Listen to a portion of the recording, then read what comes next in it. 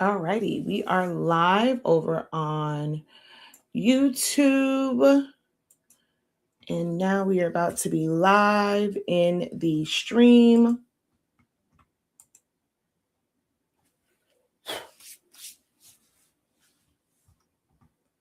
All right, there we go. That stream is up and going. Perfect, perfect. And now let's officially get started. Hello, hello, hello, everyone. Oh, so wait a minute, hold on. There we go. We are now recording. Hello, hello, hello, everyone. Incredible greetings. And welcome to 365 Creative Academies, Understanding Canva. This is actually like a part of a bigger program. So this is technically day 2 of our newly restructured Canva prerequisite for business. Now, what I teach can definitely apply to all areas of life, whether you have a business, for your personal life, if you want to use it to enhance what you do on your W-2 job, like your 9-to-5 or corporate job. There's so many uses for it. I specialize in helping startup businesses and entrepreneurs organize their business, create systems, and introduce systems to them that they can use in their business when they don't have a lot of capital and cash flow as a primary resource for their business, where they can outsource and have different agencies or different companies or hire assistants. And you really have to do a whole lot of these things by yourself. This is where I kind of come in at, where I am able to share with you and teach you different systems, expose you to different resources so that you can get the ball rolling in an efficient way, in a structured way, in a systematic way for your business to ensure its success. Whether it's a full-fledged business, if it's just going to be a side hustle to make you some pocket change here or there, I want to be able to help you get started in set a good foundation. The things that I teach here won't always be you won't always rely on them. They're always a good resource. As you grow, there's going to be different systems that you will need to upgrade to that's going to allow for more automation. But you'll have a good foundation to where hopefully you're bringing in the revenue and you can afford those. But what I teach is a lot of times great for startups. So hopefully that is why you were here, because you know that I help starting entrepreneurs on their journey for systems, structure, and just tools and resources that's going to help you. Now, Canva is something that is being used not just by smaller businesses, smaller creators. There are major corporations. If you watch any of the Canva keynotes and Canva Creates and the world, I forgot the last one they did, they show that there are a lot of companies that are using Canva to coordinate with their staff because of how the integration of collaboration is in Canva, and being able to have people on your teams, being able to easily share files. Excuse me, hold on. Gotta sneeze. Excuse me, wow. Being able to share files, see changes in real time. The fact that this system is available to you on a desktop or laptop, there is that version, but there's also a mobile version. So when it comes to communicating with your team, whether you are, at your desk, whether you are remote or mobile, or the person who, you're having a meeting with, or you guys are collabing on, everyone can work from the same files, and being able to leave comments and all sorts of things. The collaborative effort within Canva is absolutely amazing. Now, do know this is not a sponsored video. Canva does not pay me to say this. These are things that I have discovered in my journey of using Canva. These are the things that I have discovered and how it has made my life 1,000 times easier. I will say, for me, if you're new here and what you do is not in the creative space for making personalized, customized, handmade things, that's that's where I kind of got started at with teaching. And it was once a major part of business for me. Now it is like my part-time thing that I do when it comes to creating. But me being in spaces where there are other creatives and there are those who are setting up businesses around their creative skills, they'll say things like, I don't know, I don't like for clients to send me files. They want to design everything. And as someone who wanted to have a print shop at one point in time, and I'm looking at print shops, they don't do a whole lot of designing. They're there to just print things out. You are responsible for setting it up. And I've outsourced to companies all the time, and I'm responsible for setting it up, having it be the right size, the right dimensions, the right quality, and being able to communicate with them the size that I want it to be. And I just send it off, and then they print it out. They either ship it to me, I go pick it up, things of that nature. I hear a lot of people say like they don't want people to create things. They don't want them to send them anything.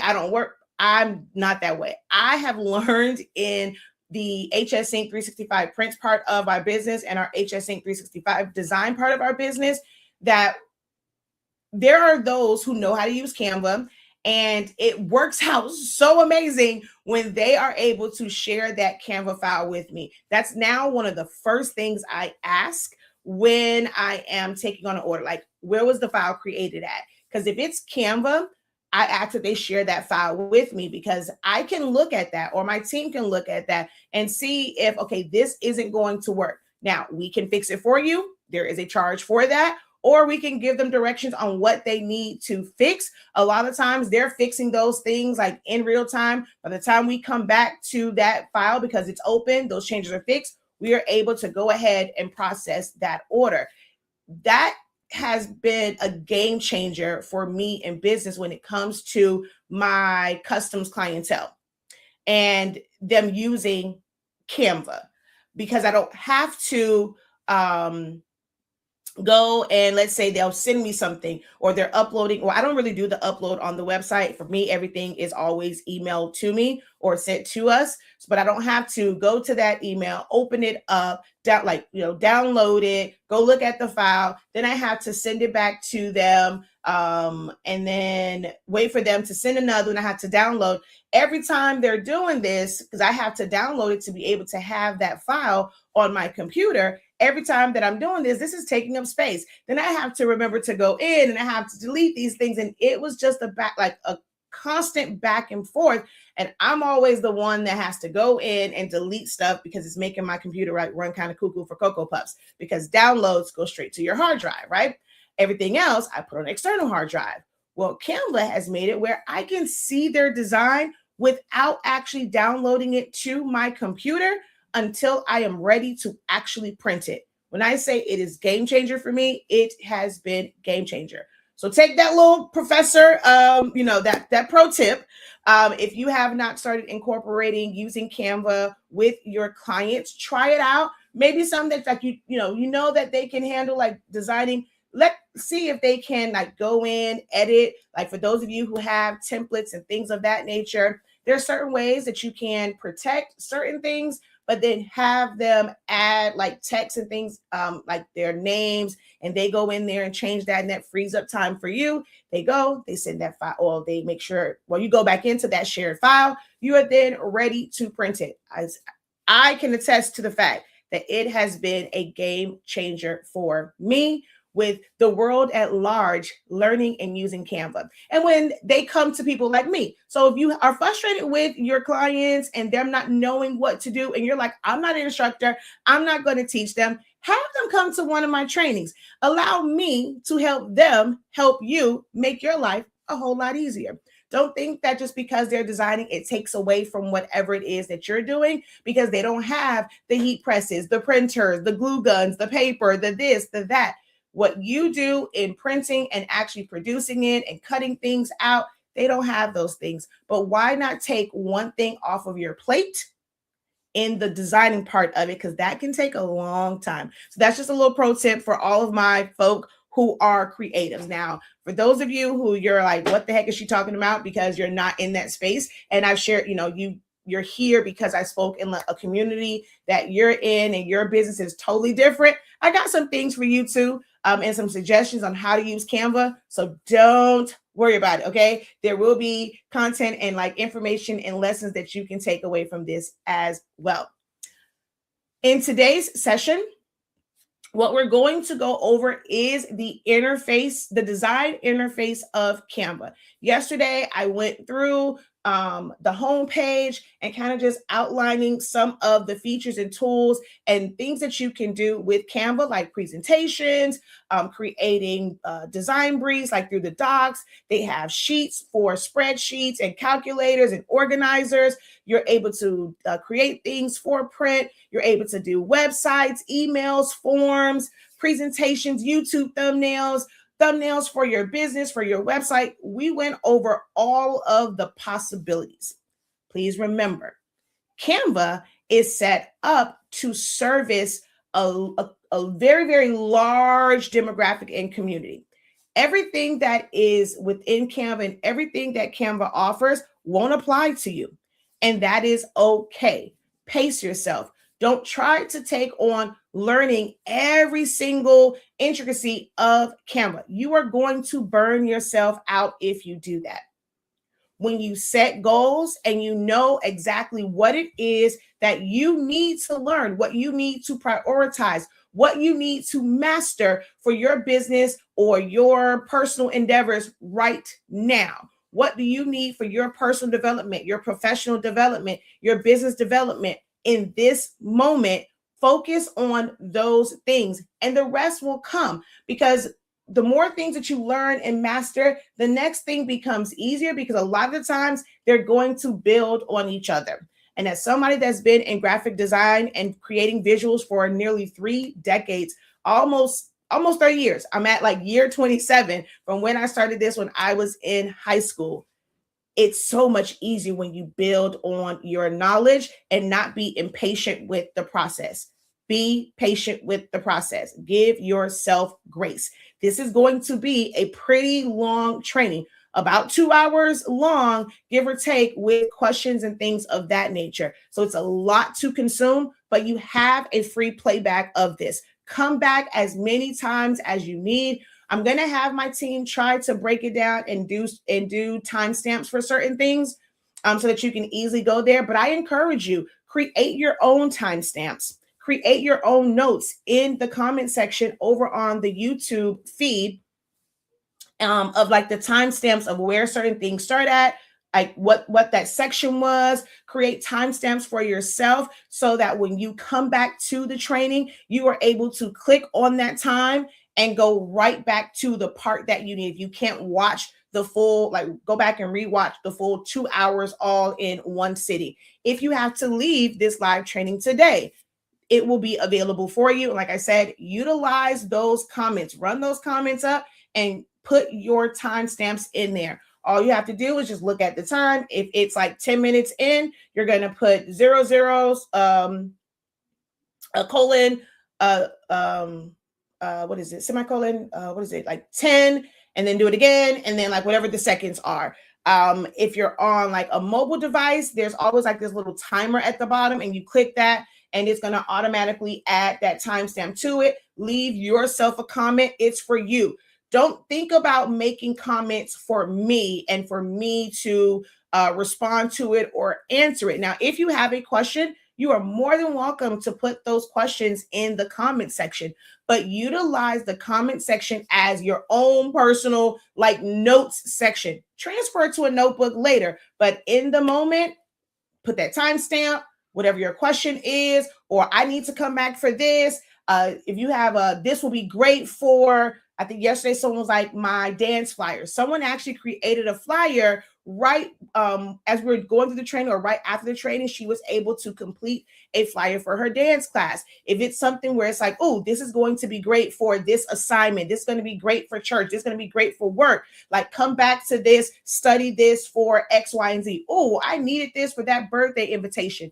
Use the chat as your own personal notes section. That way you don't forget it while it's fresh on your mind. All right. So that's a little house rules and how to navigate this training. Next thing we're going to go into is questions. I start every single session with questions. I will take no more than 3 hands. Try and keep it really concise with, like, if you have a specific question about Canva. And even if I don't answer like right in the moment, I will make sure that when I get to that part of it, I'm going to say such and such, this is the answer to the question that you had. All right. But first 3 people to their hand raise, we will answer those questions. Okay. Ooh, is it blurry or messed up for you guys? Because this keep telling me my connection's unstable. I have no idea. Comcast has been out here 30,000 times to work on this internet, and it is just acting cuckoo for Cocoa Puffs. I also ask that you guys share this out. Tell a friend to tell a friend to tell a friend. If you saw this over on YouTube, tag someone in the post. Hit share, share the Facebook Live with them, share the Zoom link if you know they're able to come into the room and be interactive and ask questions. So I don't see any hands. All right. We're going to go ahead and get started with the training.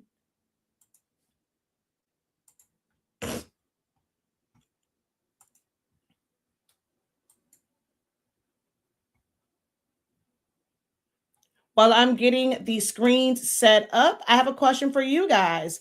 What did you learn on yesterday? What's one thing, if you were here yesterday, what is one takeaway that you have in regards to yesterday's training?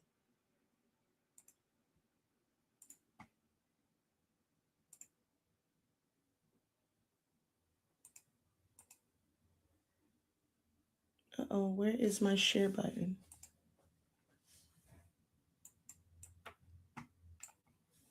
Oh, there we go. There's the share. You can write it in the chat if you can't unmute.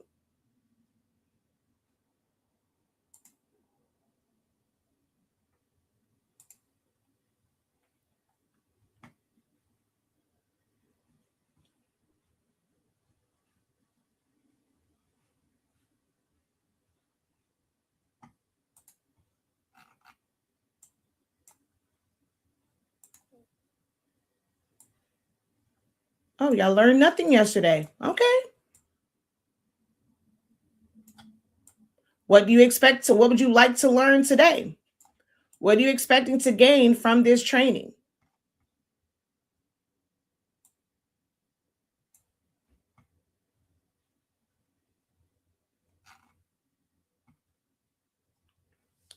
I wasn't here yesterday. Okay. Make sure that you go back. And if you have not enrolled in the full training, which that playback will be on your dashboard, go ahead and watch the YouTube playback for everything that we went over on yesterday.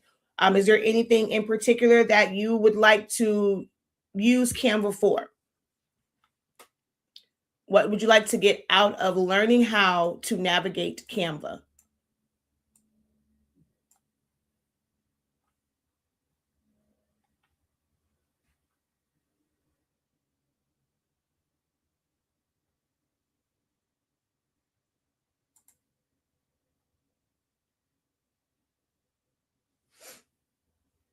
And you guys are able to answer that. If you're watching the live stream over on YouTube, you are able to answer those questions as well.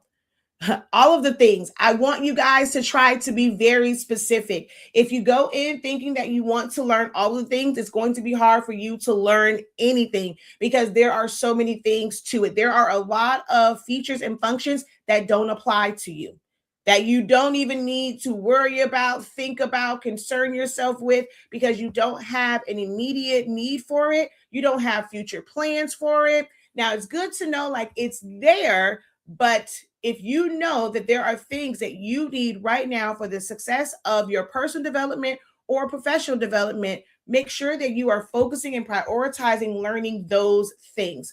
All the things doesn't always work. All right. I know nothing about Canva. Okay. What design platform are you currently using? The website part and being able for me and my team to have things all in one place. I'm telling you, when I say it's a game changer, it is a game changer. I sell stickers, all the things I can use to make designs. Okay. That's a little bit more specific. I like that. All right. If you don't know, when it comes to me, I like to teach the things that a program cannot do, even more so than what it can do. Because if you know what something cannot do, it will keep you from, hold on one second, it will keep you from spending unnecessary time on tasks that just can't be done. And you're just trying to force the system to do it until you finally go and like, okay, well, let me go in a group and ask, and then someone like me comes and says you can't really do that, right? But you wasted so much time because you did not get that proper training. People are always just showing what it can do. It's important to know what it can't do, which is why we also have this 3-month training, because we're going to teach you some things that you can actually do. But uh, scheduling out time and having those moments where you learn what to not waste your time on, because it ain't gonna happen, Cap. Okay. I know we like the word hacks, but in business, hacks are not the greatest thing. Hacks can be the enemy, because hacks typically take up more time. They might save you some money, but they're definitely going to eat into your time. All right. Okay, so let's go ahead and no question of things on the table. Canva is amazing. It does so much. I want to learn it all. Okay.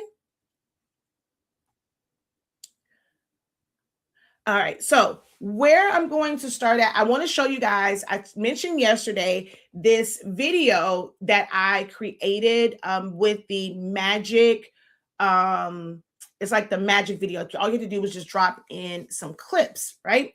So I'm going to come here and I'm going to let this play.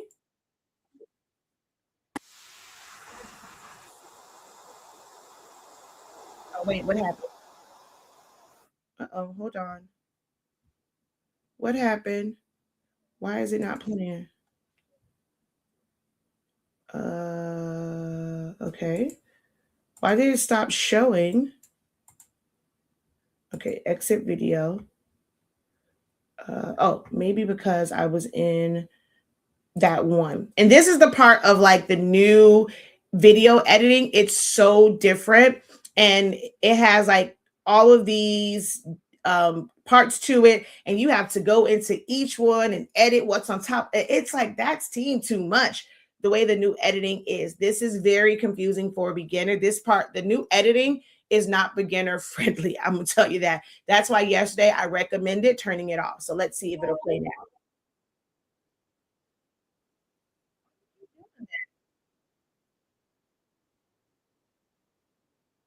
Okay. I don't know why it is doing that. Oh, you know what? I wonder if it's because, and so this is, here's a learning moment, right? Whenever you upload things on your phone, when it's videos, right? You're on a mobile device, it will show up on that device. It will play on that device. All the editing and things that you do, you will be able to fully see it. In the top right hand corner, there is going to be like, it's going to be the upload symbol. It's like a little cloud and like a little arrow and things of that nature. You have to click on that in order for that that video to be able to properly play on your desktop. So if you're going to like take videos, you want to record your content on your phone, upload it into Canva directly from your phone or your mobile device, but you want to edit it on your computer, you have to make sure that that video is showing up in your uploads, because the computer doesn't have access to what's on your phone. Okay. So let me just do this real quick. Let me find, because it should be at the top now, because I had all right, so which one is it not showing? It's not showing number 5. So, and I want to show this, and I want to show you what I'm talking about when I say it's showing the upload. So let me stop my share here. Let's go back to the main one here. And it might be hard for you guys over on Facebook because I have this background thing on. And let me turn the camera on for you guys. So right here, that little icon is why it's showing blank on the computer. Now, if I were to play this fully, and I know that you guys are not going to be able to see it as well on, let me see. Yeah, you're not going to be able to see it on YouTube that well, but I'm going to play it here just so that you can see the difference.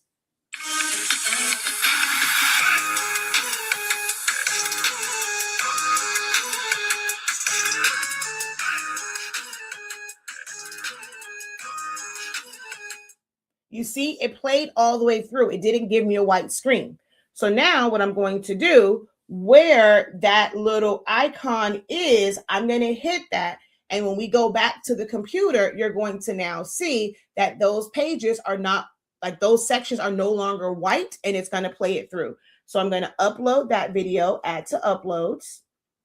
All right, I'm going to go to, and I wish y'all can see it in real time. Actually, I'm going to go back to the screen because it's going all crazy, like not say crazy, but you're going to see that.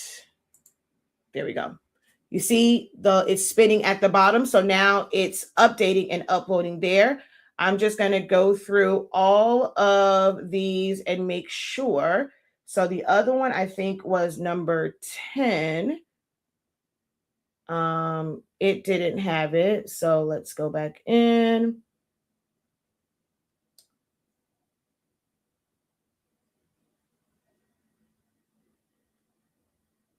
Okay, maybe now it'll play.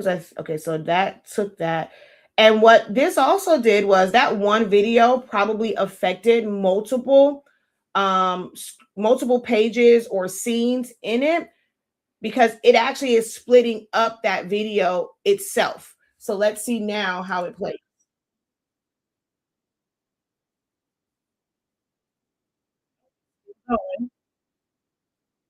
All right, I don't know why it's still thinking like that, because it is definitely uploaded. Let me make sure that my Wi-Fi is on my phone. It is. Let's refresh this and see if we don't see the videos. Okay, so it's still processing.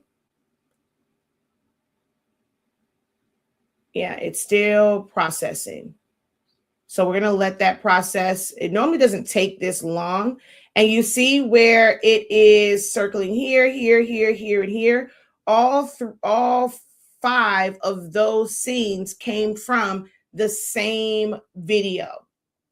So its AI system, like its AI processor, broke up that one video and it made like this longer video and combined it with like screenshots that I had and other things. So I'm going to just let that go. And then, yeah, I don't know why it's taking forever, but it is on my page if you want to see the full video. So I was able to still download it from my phone and then post it right to Facebook. But if I come on the computer, I'm not able to see it and download it until it finishes processing. So we'll let it do that and come back to this one. And hopefully it is working at that point. Okay. All right. Let's go ahead and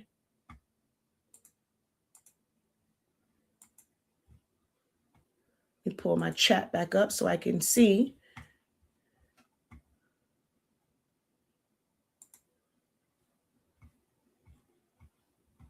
All right, so we're going to go into a design. I'm going to exit out of this. We're going to go into here. This is the file that I provide to those who are in the full training so that you are able to follow along and be able to click on the different things. So I'm going to utilize this file to go through the design interface. We're going to break this up into a couple different parts. We're going to go over the top bar. We're going to go through what's here in the side panel. And then we're going to look at the actual design interface, things like adding pages, adding transitions. As we click on different things, there's going to be a floating menu that comes up. This floating menu changes for every single thing that you click on. Ooh, excuse me. It changes for everything that you click on. So the floating menu looks different for text. It looks different if it's a graphic, if it looks different if it is an image, if it is a chart, if it is a form, if it is a shape. It always changes, but everything that you click on will have a floating, technically two floating menus. There's the main one, and then this is one kind of like a quick action, like leaving a comment or like a note and a comment, especially if you're collabing. The Ask Canva, where it can analyze what is on the screen, and you can ask it to give you suggestions. What is that? Like what does it think of the design? Important note: whenever it comes to anything AI, don't take it as Bible. If they provide certain suggestions and you're on the fence and you can maybe, okay, I can see that, and you want to make those, don't feel like every suggestion Canva, I mean, not Canva, any AI makes to you, that you have to make those adjustments as if it is like this all-knowing system and brain, and it's just always right. AI is not always right, okay? But we can use it as a tool and a resource to help us, kind of streamline things. Maybe it sees something that we don't see. Like I've had plenty of times where I design and it'll tell me, oh, it's too busy. And it really isn't. And these things need to be there. Like you don't know what the programmer of whatever that AI system is, that person might be a minimalist. And that kind of shows up in their programming and how that AI, like how it responds to you and the feedback that it gives to you. So take it with a grain of salt whenever you are using AI tools where you are asking for feedback, okay? And then like Magic Write is using, it's Canva's version of ChatGPT, basically. This is to lock either the position of something, lock the whole entire page, to duplicate an element, to delete an element. And then when you go to more, there's more items here. I am showing the desktop version of it. These things look a whole lot different from the mobile version. Within the full training, we will have days where we are dedicating to understanding Canva from the mobile version, because it is slightly different in how you select things and how you maneuver through Canva. All right. And then we're going to go over some of the, well, not some of, but the options down here as well. So starting at the top, the same 3 lines takes you to your main, like to open up the menu, and it's just going to pull this little piece up here where you can go to Canva. You'll see things that you've starred, and there's just different options there. We can close that. Your file. This is where it will tell you information about the file, what the name of it is. I encourage you to name everything and give it a unique name. If you are using the templates from within Canva, if you are using a template that you have downloaded from someone else, or if you're starting a new design, try to always title them. You can title it here, or you can double click over here to change the title. Underneath that, it tells you what type of file it is. Is it a multi-design? This is a newer feature. They're released either early this year or like at the end of last year, where they allowed you to have multiple sizes to your Canva design area. Before, it was like you can do multiple pages, but it was one size and one size only. Now you can mix and match. You can add a spreadsheet to this design. So having one document that have all of your assets for a particular project, a particular order, you can have all of that in one space, okay? And you can do different sizes. I'm going to just go back to, my world. This may help some of you guys. If you are someone that does party favors, whereas before you had to have like your chip bag in one design. If you had your Capri Sun, it was in another one. Well, if you're not doing them where it's set up like on an 8.5 by 11, like ready to print. But if you're doing an actual template, you had to have that on another one. If it was a button, if it was a yard sign and a stole, but you're utilizing some of the same colors and pictures.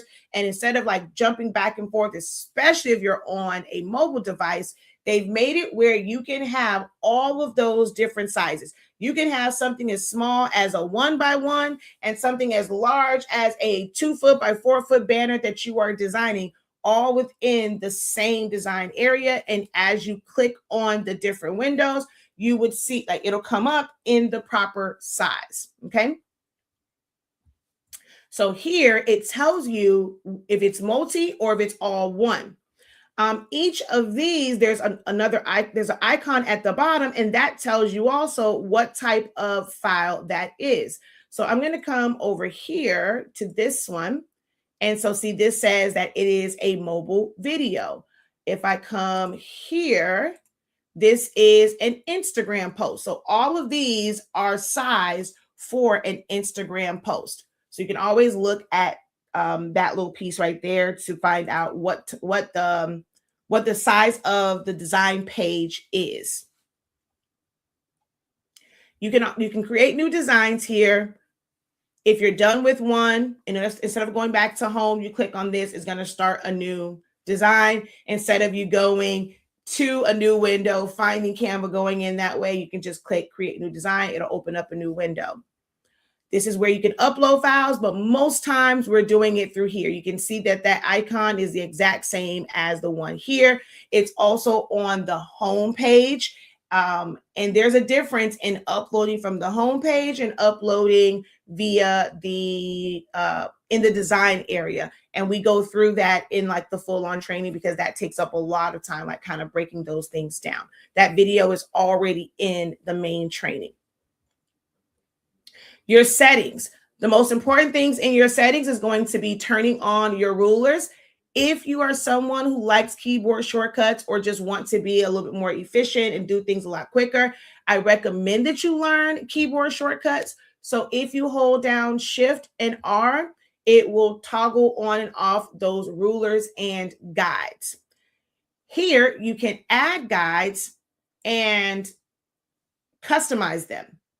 So like here, if it was just 12 columns and this isn't what I want for this, this was like a newsletter, but I wanted to have exactly like where each column of text needed to be at. So I went in and I created my own custom set of guidelines. You can adjust the number of columns, the gaps, that's like the part in between here. Your margin is around the sides. So columns will go up and down, rows will go side to side. So if I come to this one, you'll see how this grid is set up, and it just helps you align things. I'm going to cancel because this is the one that I needed for mine. Okay.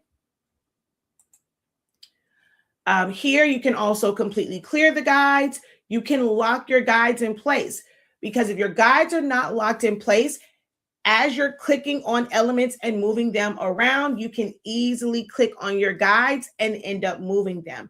There are some guides that you may want to be very, like to be stationary and stay there, but there are going to be times where you need guides that you can easily move. So just be mindful of that as you are like designing, okay?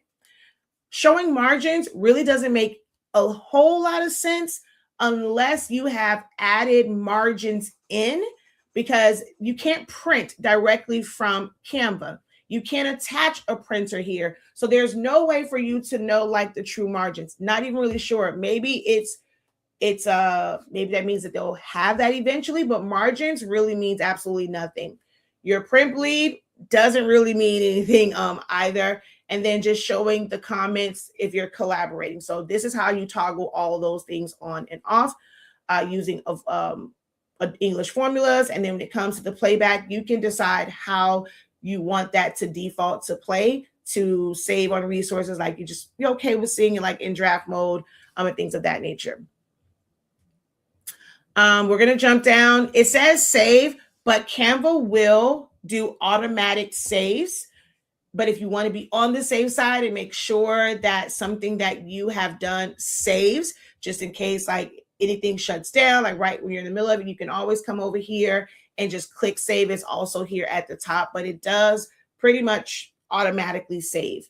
Move allows you to move it to different folders. You'll learn more about that when it comes to projects and compartmentalizing things, just putting them in different folders. You can use Move for that. Making a copy. This is really important. I recommend making a copy of any templates and things that you open up so that you don't have to always go back to the download. Like if you download it from someone, you purchased a template, you are able to make a copy of it, and the copy lives in your designs as well as the original, and you can put them in a project folder, and it's going to be easier to go back to it.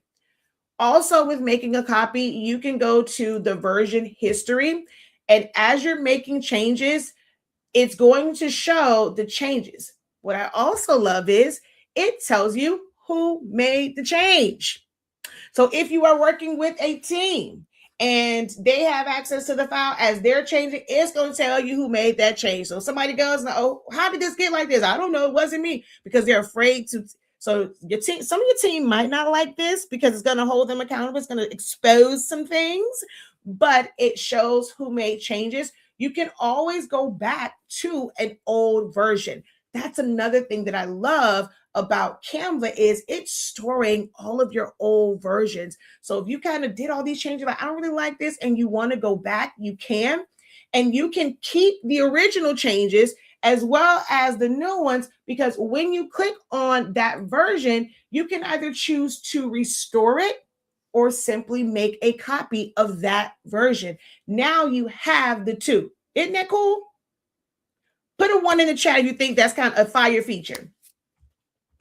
So we're going to X out of that because I don't want to change anything. Then, of course, moving things to trash and deleting it, that will be the entire project. They are stored there for 30 days. So you can throw it away. And then, y'all remember that movie that they threw away. He was throwing away the songs. But then when his sister was singing, it's like he went back and it's like, oh, wait, no. And he's pulling the papers out of the trash. It's going to hold it for you. Okay. For 30 days. I think it's 30 days before it deletes it, or you can always go in there and just empty the trash. Find and replace. Amazing, amazing, amazing, amazing. I'm going to have you explore that on your own. If you really want to know how this tool can benefit you, I highly recommend that you join the training. But you can play around with this one and see how you can maybe use it once you see what it does. But if you really want to know how you can use it, join our full training, because we have a full breakdown and just showing the benefits of this amazing tool. All right. And then, yeah, so there's that for file. Resize is a pro feature. Resize allows you to take a design and put it in a different format. Now, it is not going to completely make it's not going to make everything where it is, what's what I'm looking for? Like it's resizing it and shrinking things, blowing things to fully fit it. But at least all of the elements, including any backgrounds, including anything that is locked, is going to duplicate itself in a different size, or in the new size that you can arrange it. I'm going to show that with this one right here. What you can also do is resize individual pages. It doesn't have to be the entire document. Before, it was beneficial to change the entire document if you wanted to resize it for different things. Now you can do individual pages. So I'm going to go to custom size. Well, actually, no, I don't want to do custom size. I want to change this. I'm going to go to social media, and I'm just going to go Instagram post, right? I want to come down here because actually, let's back up. Well, I'll explain it, then I'm going to back up. So I'm going to come down here because I want it to know that I don't want to do all of the pages. I only want to do page 9. So I'm going to uncheck all pages, and you'll select current page. If you're not on that page, you'll find it and you will click on it, and then you'll hit done. If you copy and resize, it will copy that or create a brand new document of just that page in the new size. If you resize this design, it is going to completely change page 9.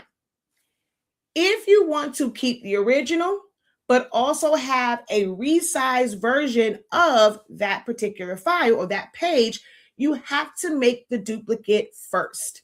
So you're going to come down here to the bottom and we're going to duplicate this page. And now when I go to resize, I'm going to go social media, Instagram post. I'm going to go page 10.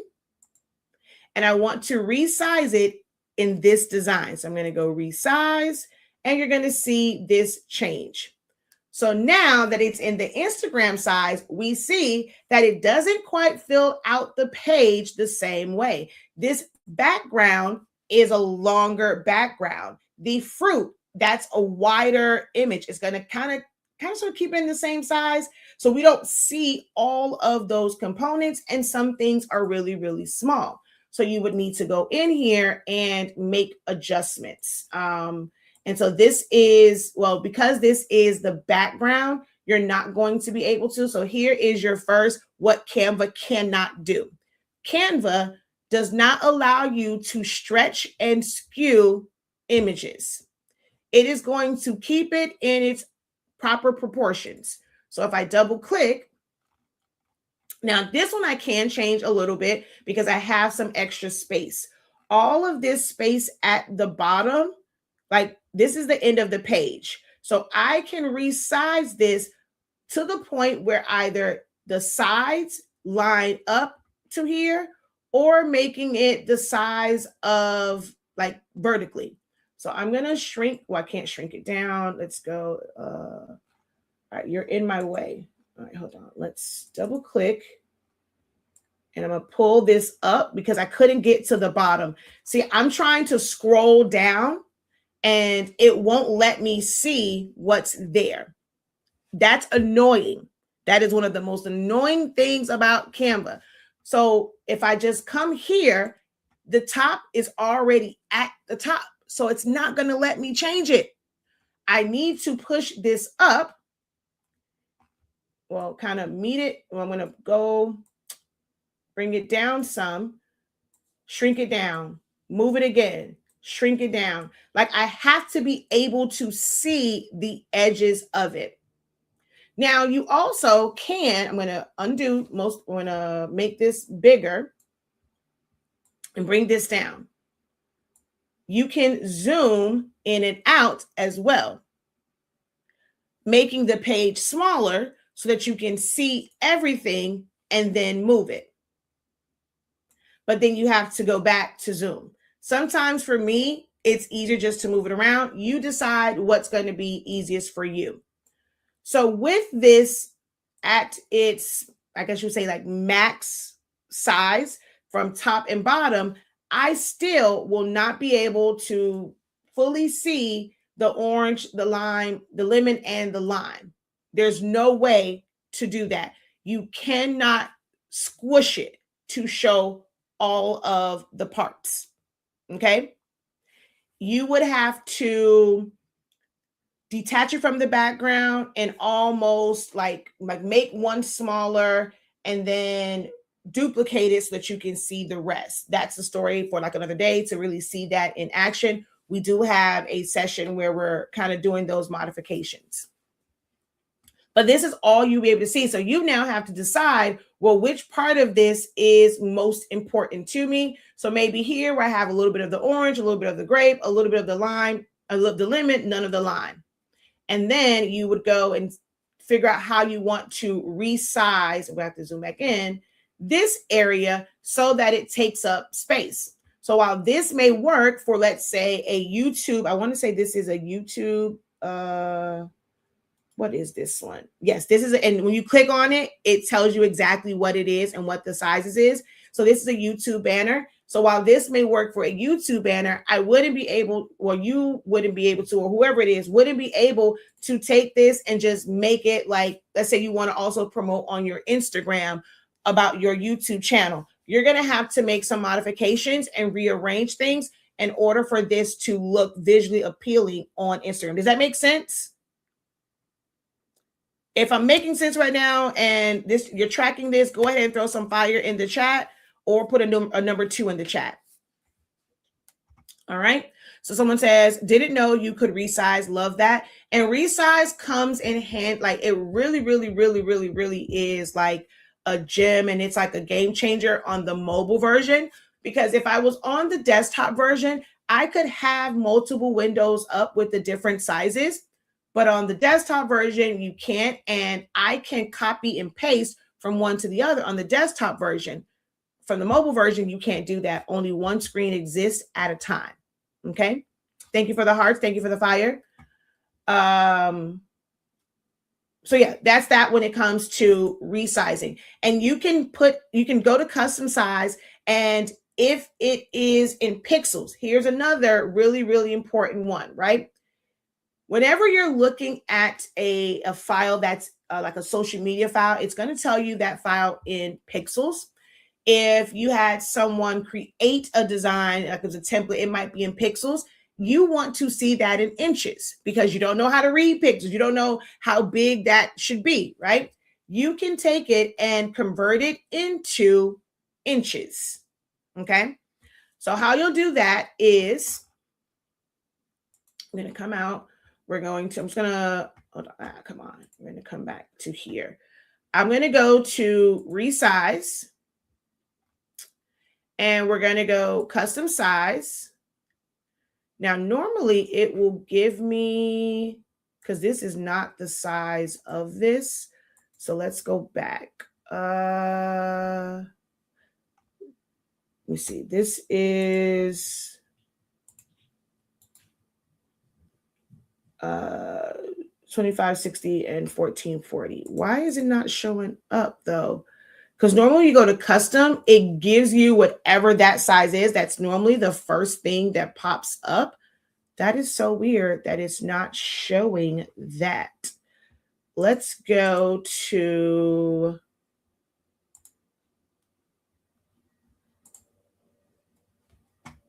resize.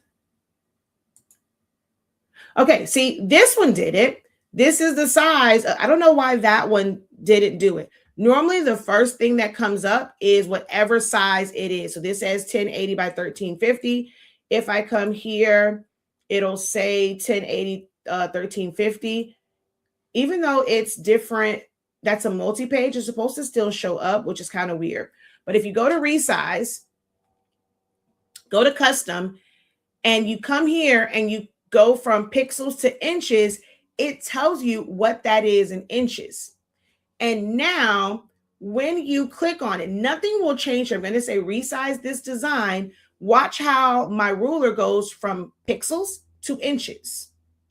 So if you ever wanted to know what it was in inches, especially when you go to resize something, but it's showing it to you in pixels, you have to have resize in order to change that. If you have the free version, you can still create a page that is that size, but you have to come down here when we get to it, and you're going to go here, you're going to go custom size, and then you're going to use that, and then you just have to copy everything over, okay?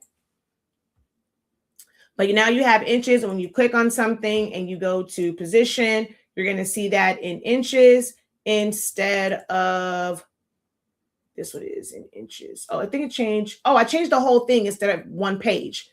All right. So I wanted to really just change one page because you can do that as well, changing just one page and everything else will still be in pixels. Let's do this again. Resize. I'm going to go custom size. I'm going to go inches. I only want to do page 4 and then done and resize this design. See, this stays in pixels. But if I come here, it's in inches. All right. So that's resize. Editing just allows you to decide how you want, like, is it where it's full on editing, making changes? Is it read only? Whenever I need to protect something and I don't want to change anything there, I'm going to put it on read only, but it only stays in read only mode or commenting only mode when you're on that file. Once you close it and open it back up, it is going to be back in full on editing. I wish there was a way to fully lock pages where you cannot make the changes, but when they're on your design area, you really can't. And I don't like that because I've made the mistake when it comes to templates where I've changed something on it and I've technically destroyed or I've altered something that I have a template link assigned to. So here it's your, again, your name, the title of it. Here will show you everyone who is able to see that file, make changes to that file, or whatever permissions you gave to them. So everyone this is shared with, any collaborators will show here. This is your analytics for how many times it was viewed, how many times it was changed. I love the analytics that Canva gives you. This is any comments. So as you are collaborating and you're making changes and you're brainstorming, any comments. So like, let's say somebody isn't able to be on it. You can go on there. You can ask a question. You can ask your assistant, hey, what is this? Especially like on the spreadsheet.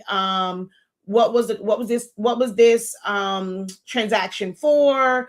Or why was this change made? Or you can put a note, like let's say you're looking at it. You might be someone who is not really design savvy, right? If you're in a business and you're not design savvy, you can have your, like the design person, your assistant, they're designing it. You're looking at it and you're like, I don't really care for that. You know how before you have to send a voice memo or send a text message, you can go on there, you're looking at this design and you're going to leave a note for the designer or a comment and says, hey, can we move this to da da da da? Can we change the color to this? And those comments live within the design instead of them having to go and look at a text. Oh, I didn't see the text message. I didn't see the email. You're putting those recommendations, those comments right on the design. You don't have to be a designer in order to use Canva and have it work for your business. Okay. And then this just says what you want to do with this, or whether or not we're publishing this to Meta Ads. Sometimes it says preview, things of that nature. And then, of course, share is how you, it's a couple different things, how you download it, how you save it. And we're going to go through this on its own. All right. So that's everything on the top bar. Okay. Now we're going to go over the left side panel.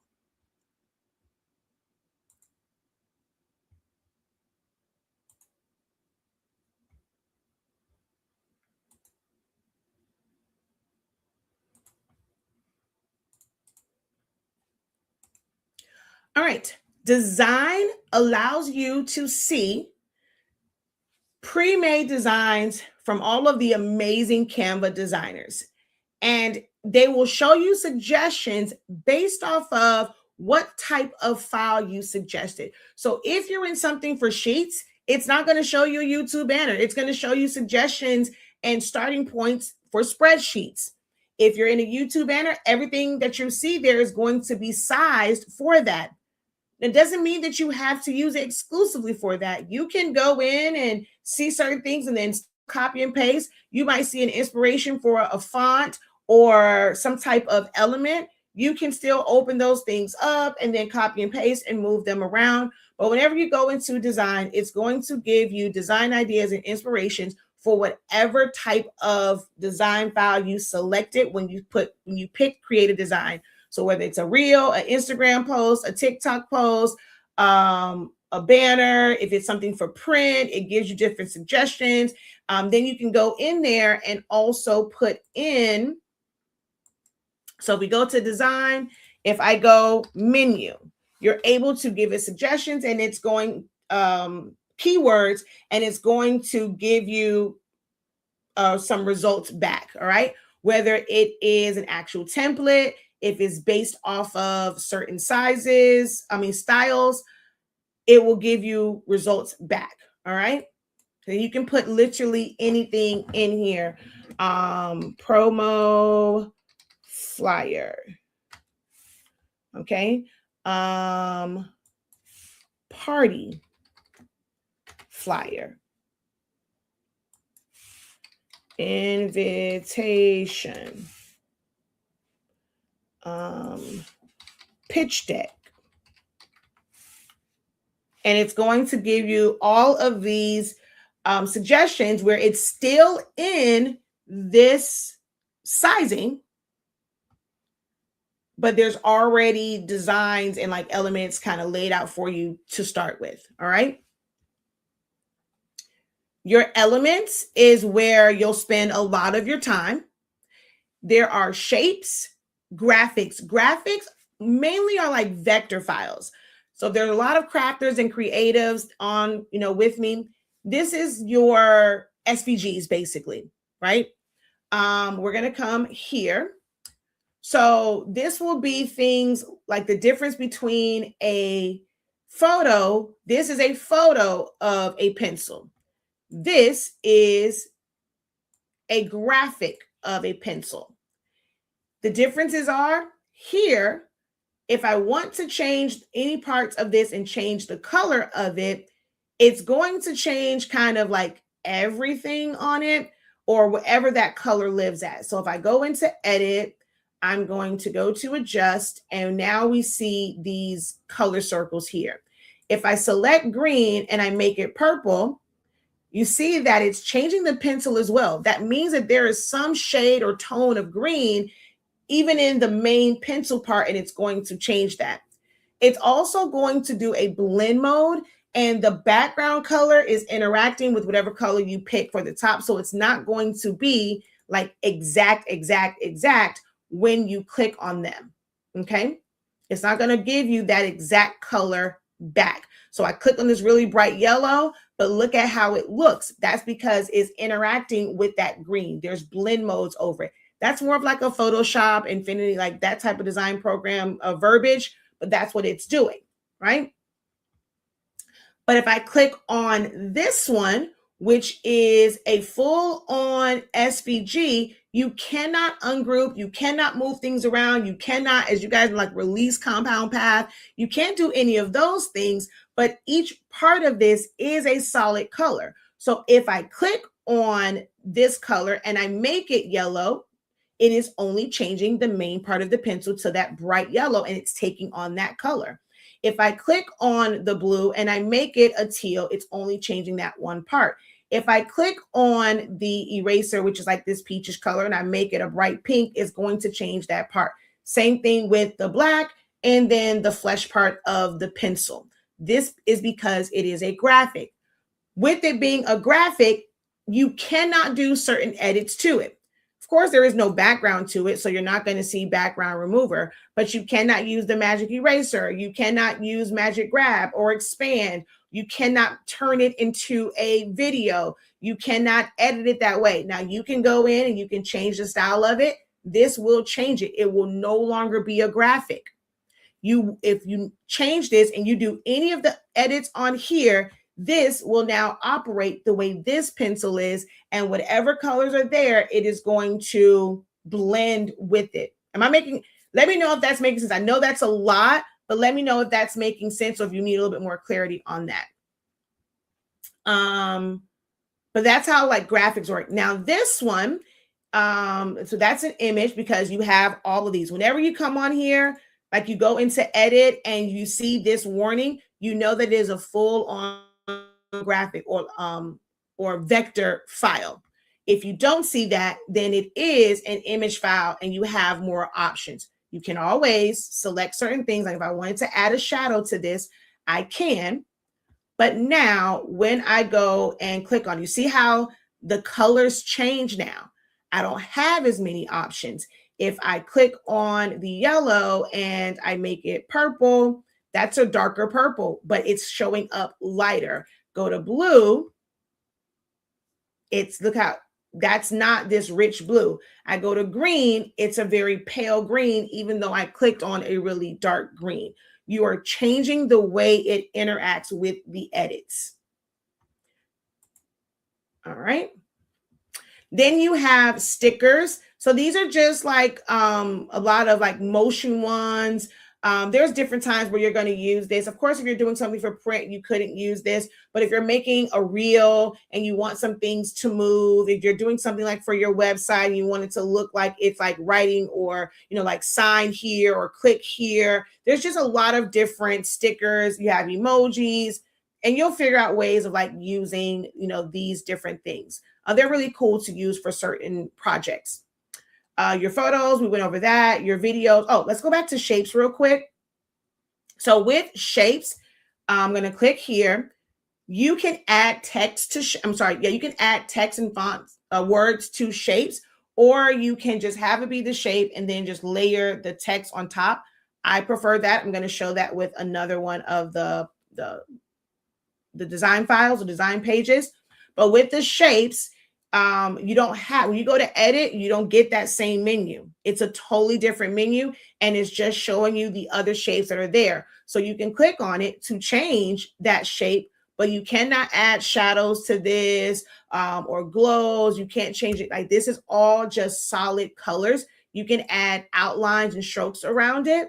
But whenever you are adding outlines and strokes around things, and you increase the size, it is going to make that adjustment to the front, not behind it. So if you're wanting it to be behind it, you have to layer it and put the other shape behind it.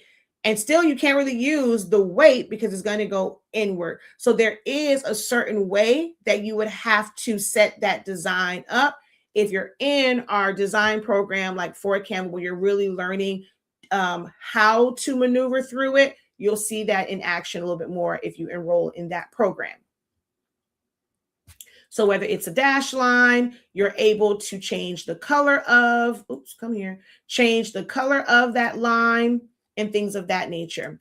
You can round off the corners. So anything that has sharp corners to it, you come here and you're able to round it off, and it gives you a different shape.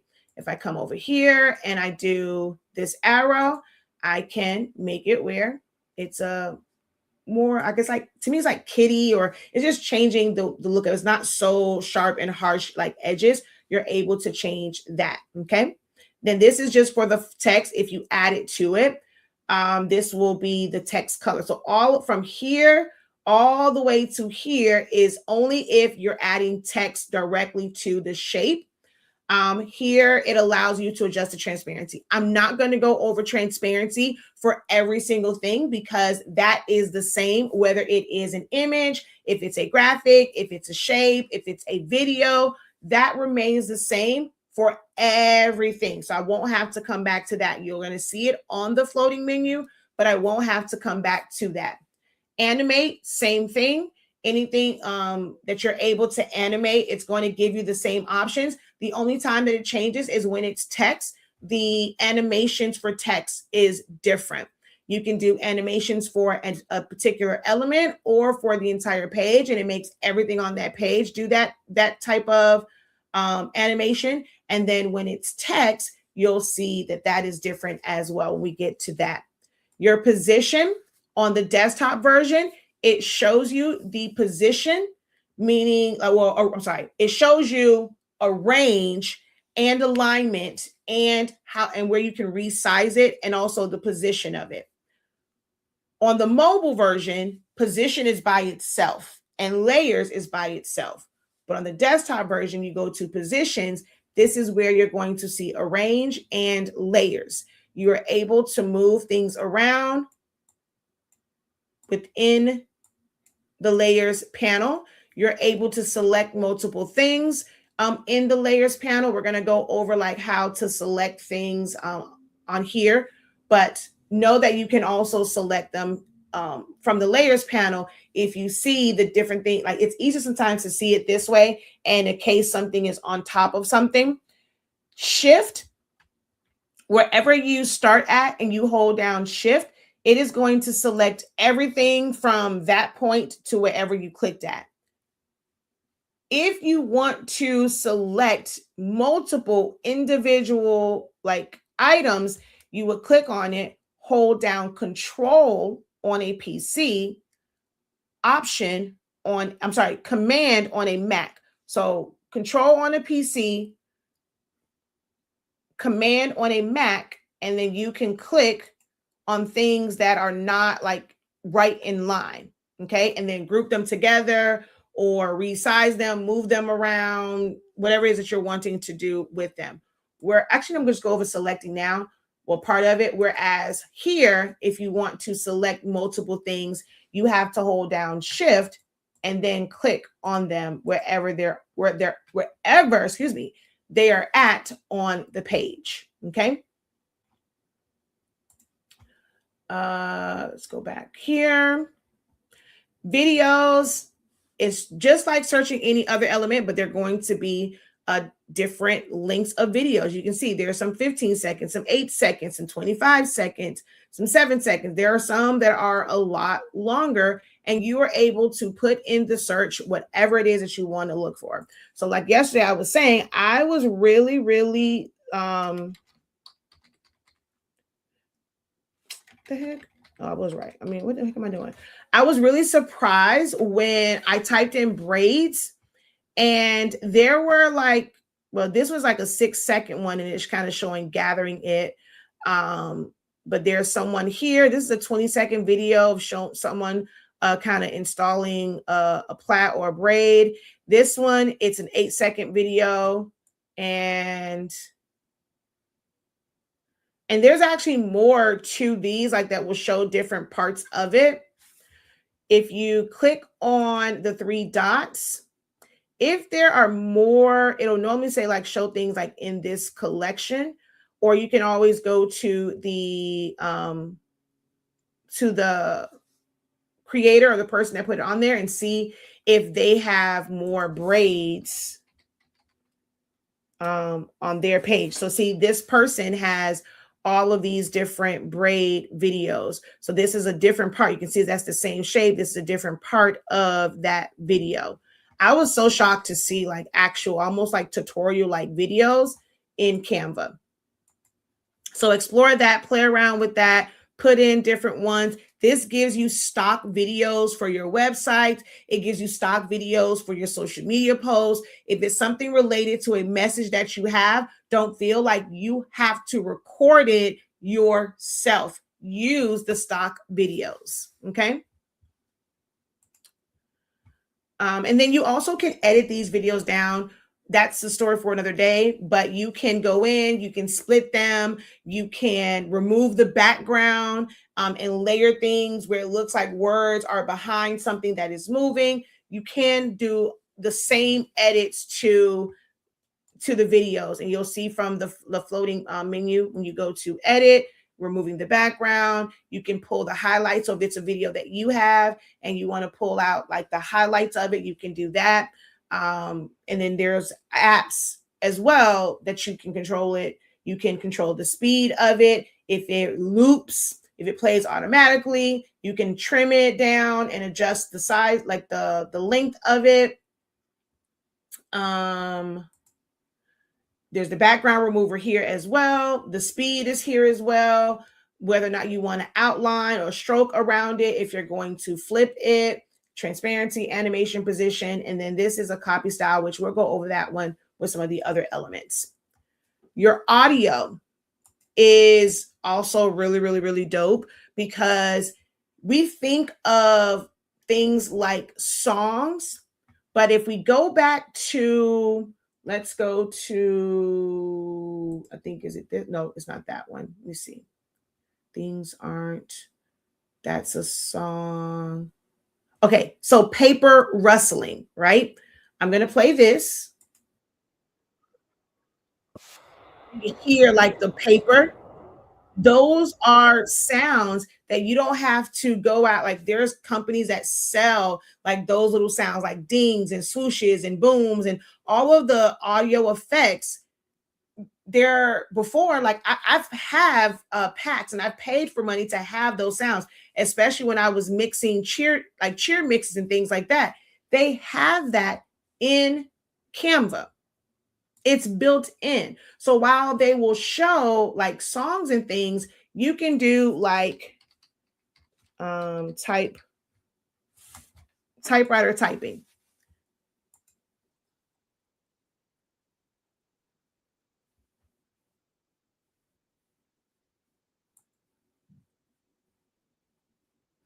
We can go thunder.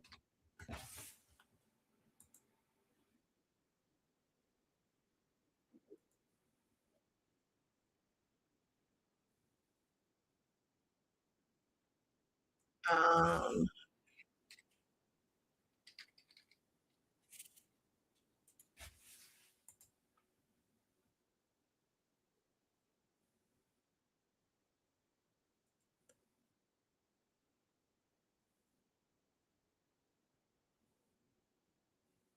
So if you're wanting to create content and add like sounds and things for engagement and to catch people's attention as you're in here and you are designing or putting together your content, you are able to add those little audio cues and like those sounds in there and drop them in like a whole soundboard. Okay. Most people don't know about that. How many of you here, whether you're watching live on YouTube or you're in the Zoom room, put a 3 in the chat if you did not know that those audio features were present, like they existed in Canva. Put a 3 in the chat. All right. I see she was quick with that 3. Are you guys learning some new and interesting things about Canva outside of it just being a program to design a flyer in? Let me know, yes, if you're learning some new things about Canva. I see another 3. Thank you so much for that. All right. So the next one we have are charts. We're going to kind of skip over this. This is more advanced, but like if you need to put in charts for your job, you're responsible for, showing the progress and it connects with sheets and things of that nature. You are able to build that out in Canva. You want to show projections and things like that. All right. Yes, that's what I want you to do. Definitely. I want you right now to just pay attention to the training, the teaching, like just learning all of the things. I'm pretty sure a lot of you guys are being introduced to some things you did not know Canva could do. Just watch it. Don't try and follow along and click on these things. The playback is there for you. Create some time, like schedule some time out where you're going to go through this to now learn these things and go to the areas that I'm speaking of, try things out, see what's there. And then if you really want to learn how to design and maneuver through it and you want those practice assignments, go ahead and join the program. I'm going to drop the link for you guys as well, just in case you have to dip out. I am going to drop the link for you right now. And there are several payment options if you want to join the full Understanding Canva program. And then if you're watching over on YouTube, it's in the description of the video. Once this is done, I'll make sure that I add it to the comment section. Okay. But it's in the chat also. Okay. So now we're in forms. This is really cool. I was showing you guys yesterday the form that I had. I'm actually going to build out one. So you can do like a form and how you feeling? How are you feeling? To RSVP for something. And there are different sections to this. So if I come on here and I go edit, it's going to ask me like, okay, these were the questions. So now I want to add something to it. A short answer, a long answer, something that's multiple choice, a checkbox, email, numbers, a poll, mood meter, linear scale, star rating. So if I go in, I add that and I will put what, how do you rate this training? Okay. And then I can put however many stars I want on here for them to go in and fill that in. Okay. And then I can always go in and delete that if I don't want it on there. So building out forms, really great. And it connects to sheets for all of the responses. So this is here, but it also has a sheet. I did show this part on like yesterday with the way that in every question that you put there, it's going to automatically populate a cell to record those answers. Okay.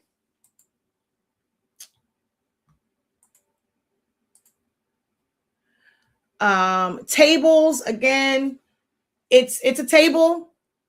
You can put them on a regular design and you really don't have to have sheets for these things, because once you add it, you'll have the the charts maybe. So here, oops, wait a minute now.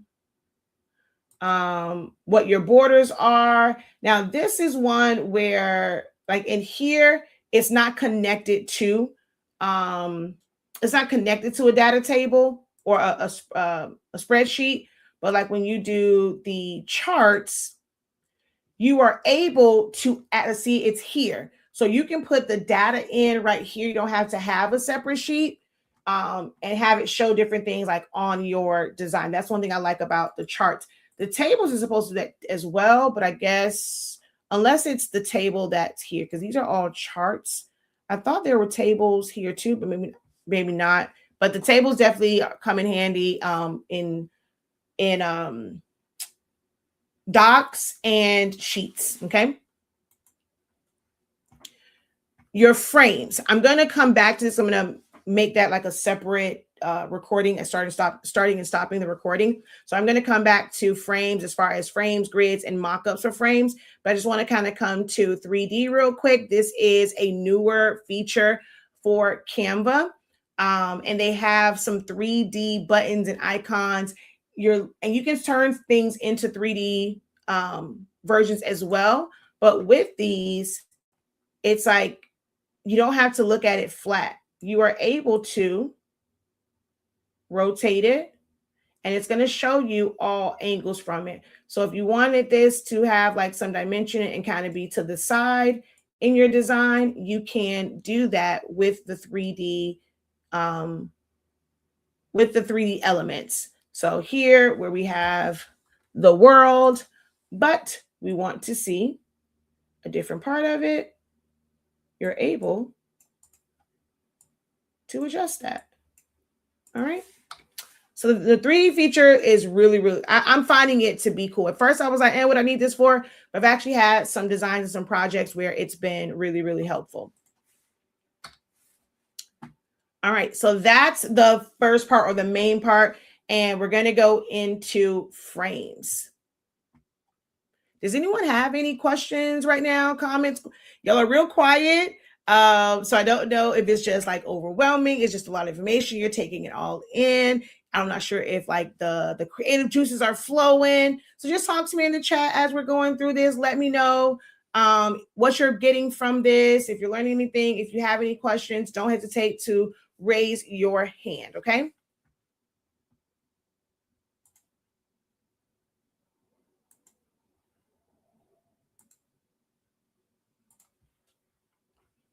All right, we are going to come over to this one as we talk about frames.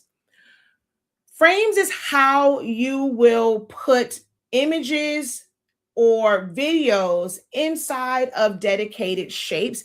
It's how you add backgrounds to things. If you have text and you want it to have like a glitter effect, you cannot just add that to text on the screen. If you are someone that's used to using like Photoshop or Silhouette, where you can just type out text and then crop a background to it, or do layer masks or clipping masks and things of that nature, you can't do that in Canva. It has to be a frame, whether it's a frame that Canva provides for you, or if you use an outside program or outside app to create that frame and bring it back in to Canva to be able to apply some sort of background or visual within, that shape or letter, silhouette, things of that nature. It has to be a frame. There are some apps and they come and go. These apps come and go. A lot of the developers, they will bring their apps into Canva and they will contract them to test the market with them.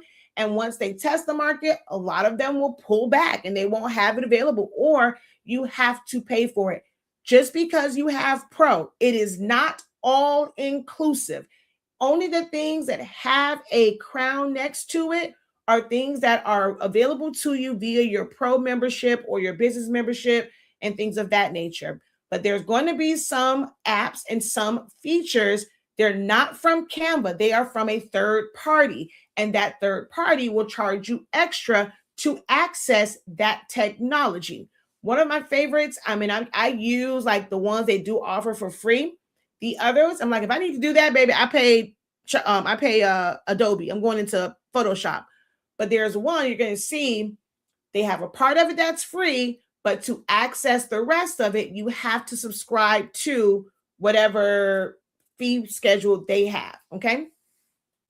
But for frames, I like it. Like there's a couple different ways where you can utilize frames. It's just making it where it's easier to resize things and you don't always have to go in and manually resize it. As you go, when you drag and drop something in, it's automatically going to be in that size. Okay. So let's just go children.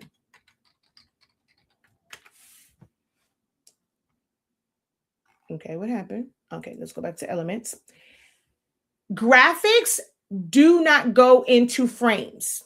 That's another pro tip. You may want to write that down. When I talked about the thing that you need to know things that it does and that it doesn't do, graphics don't go into frames. Graphics will not go into frames. It has to be images or photos or videos. So we come here, see, that snaps into there. This snaps into this frame. Graphics will not. Frames will not snap into frames. So if you want to layer certain things, like if it's a frame, it's not going to take over. With frames, anytime you have like it, you hover over it, it is going to take over. So where your mouse is, if I go and I move this, right, I'm nowhere near the frame. It's not going to snap into it. But if I go and I move this, my mouse over the frame, it will snap into that frame. So I'm going to come back out. We're going to go to frames and I'm going to type in the letter C for create.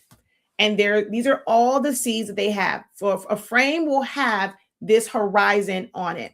So we're going to click here and we're going to come back to images. I'm going to drag and drop this in. I can't remember, you cannot squish, skew, stretch. So you're not going to be able to make it where you're going to fit everything, like it's going to be visible. If that frame is not proportional to the size of whatever element you're bringing in, you're going to lose things and you cannot force it into it. Okay. You can, however, double click. It's going to bring up crop and you can move it side to side. If it's something that when you snap it to it, it goes right to the edge, you'll only be able to move it side to side. You can't move it up or down. Now, if you make it bigger and you're now creating negative space at the bottom, you can move it up and down like that and move it, or move it around. You can rotate it inside that frame, but you cannot stretch and skew. You can expand if you needed to have a little bit more space to it so that you can adjust it. That is a pro feature and it's going to use AI. Know that the results are not always going to be perfect and you can't control the results that it gives to you. Okay.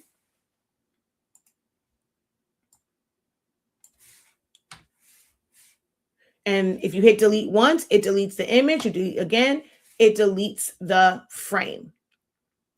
So I'm going to come back to frames and you're going to see basic shapes, all sorts of shapes. If you want additional shapes, there's frame makers within apps through third-party developers, but you can use programs like Photoshop, Affinity. You now have access to Affinity for free through Canva. So you can go into Affinity and there's ways for you to create custom frames in that and then bring it into Canva to be able to utilize those frames, okay? She says, I learned that that's news to me about moving photos. I'm learning a lot of information in this session. Awesome. Yay. I've had Canva Pro for over a year to do simple designs, but didn't know all of these features. That is what I am here for. You have film and photo. So whether it's a Polaroid, it's a film strip, it's already like in pre-designed like shapes. Some of these will have like, see, this has like this effect of this like shadow part over it. And it's actually moving like there. These are things moving like it's like the old video, like almost like film. Those are moving around that. Okay. So you can see there's some slight movement to that frame where it's not just static. Film strips, These are ones where it has like color to it. You go in and let's go back. That's the only thing is like it does kind of bug me. I wish you can have more than one window open because now I got to go back to the image. I'm going to open this up and just come on. Keep this on screen. Look, I'm going to make this really, really small, right? Oh, hey, stop moving. I'm going to duplicate it so that I can keep using it in frames. And I'm going to drag it over here. Even though it's small, it snapped to the size of that frame. Frames can eliminate the back and forth of like trying to figure out size. You make this frame the size that you want. No matter the size image that you bring in, when you snap it to that frame, it is going to adjust automatically to that size. There's times when that's a lifesaver and a time saver in designing. Okay. So we're going to come back to frames. So devices for mockups. You have that here.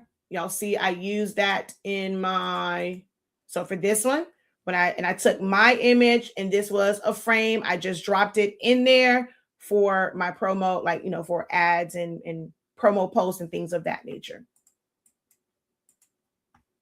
So there's when I say it's a lot of options, a lot of assets. And every last one of these, you don't see a crown on it. This is part of those millions of free assets that Canva offers. And then there's like paper where it's ripped and you can take these and put them in different areas. They don't have to be like you don't have to see the whole thing. Like this one right here.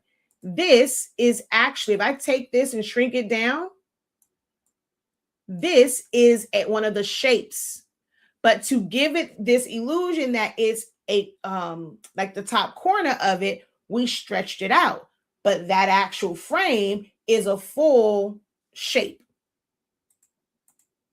So you will be able to do that with ones that have like ripped edges and scallops. Just explore everything that is here when it comes to frames.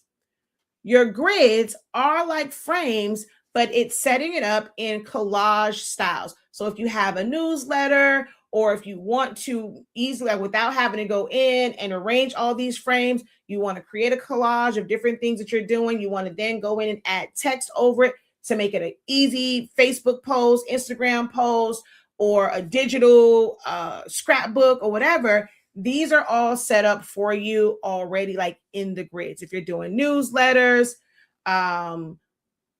ebooks, and you want to have pictures in certain places to show different things, the grids are a great resource for that. Okay. And then you have mockups under frames.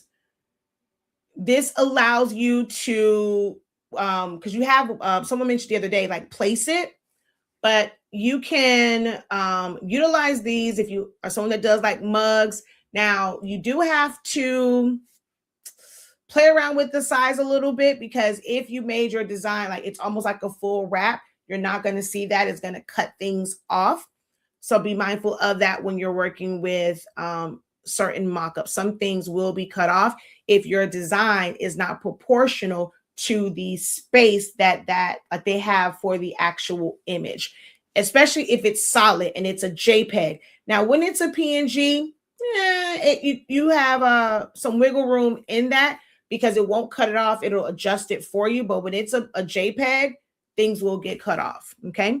And you can just explore this and see how many different mockups. So you want to go, you're someone that has an ebook, a guide or something. You want people to know that they can use it on their phone. You might just take a screenshot of whatever it is. And then now you go and you put that on the phone. Then you take this and you create a scene that's sitting on a table or in a busy office. And it like your creativity and how you use this, you determine that.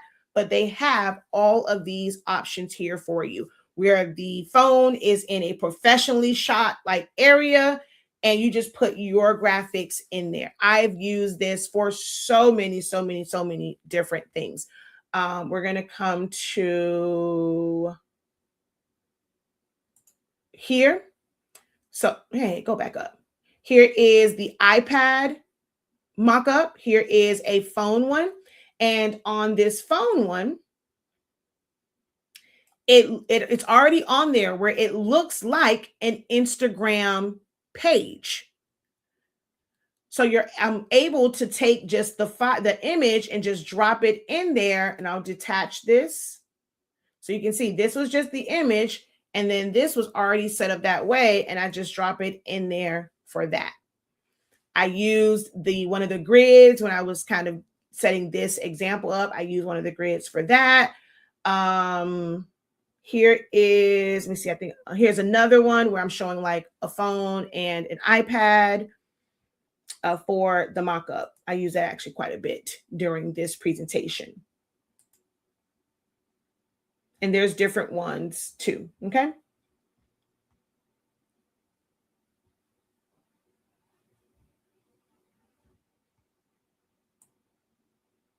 Oh, here, yeah, that's what I was looking for.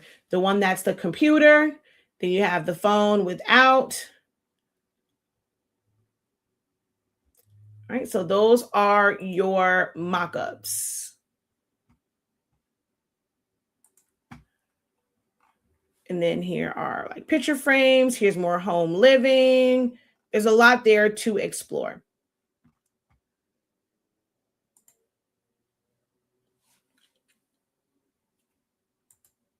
So I'm going to take a quick little pause because my mouth is dry. I was doing a whole lot of talking.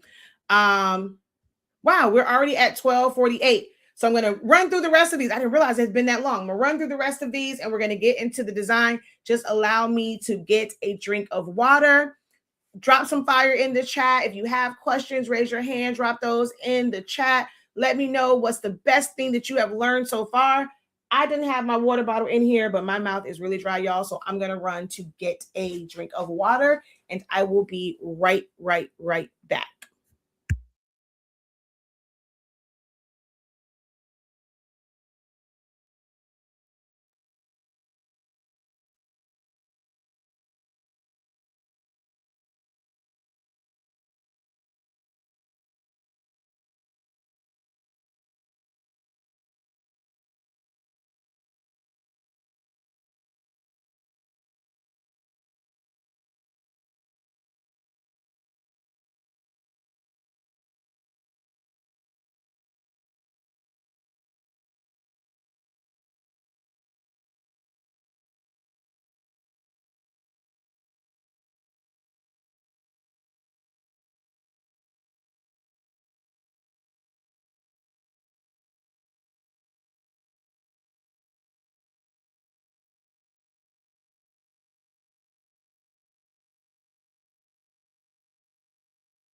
See, that was quick.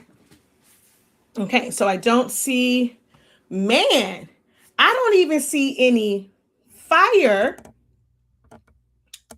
in the chat. Can y'all hear me? Because I don't see my microphone moving over on Zoom. Can y'all still hear me? Okay, now I see it moving over there. Okay, there we go. But I don't see any fire. I'm guessing this training must be dull. Like y'all must not be learning anything. Because I don't see any fire in the chat. I don't see anything that you have learned. Man, am I doing something wrong?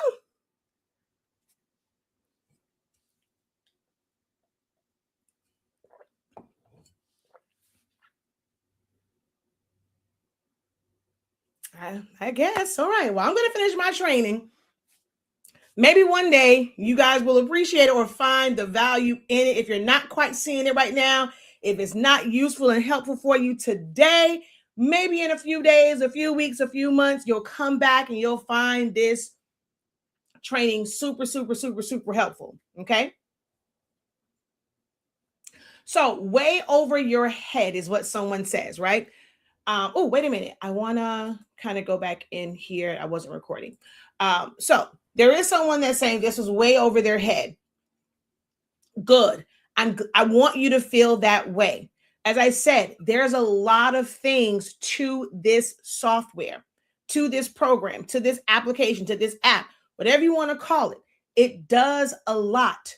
this is why I was saying you have to identify one or two things that you need it for to start off with so that it's not overwhelming. Okay.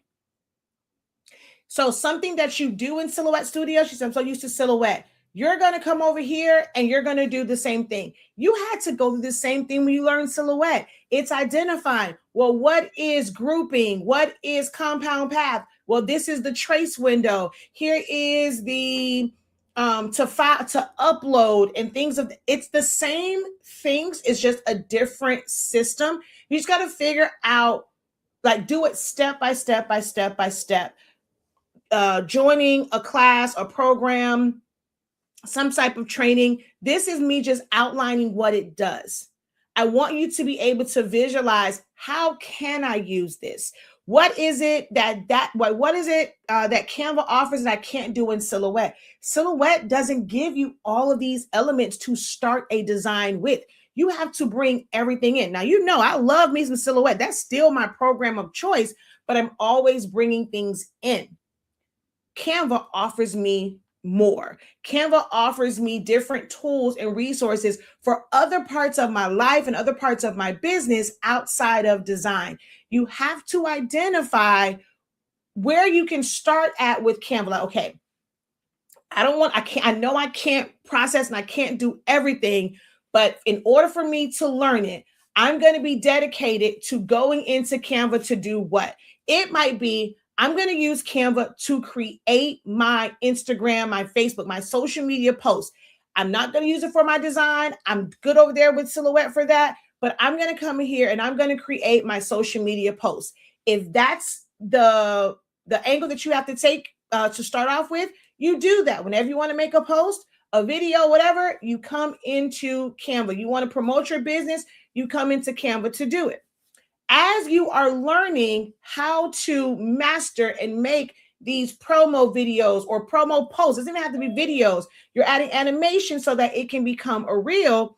You're learning what it takes to design. So eventually you might be able to go ahead and complete a design for a specific project in Canva instead of Silhouette Studio. But you have to find a starting point. Like, pick one or two things that you're going to come into Canva to do. That is what I had to do to really get the most out of Canva. Okay.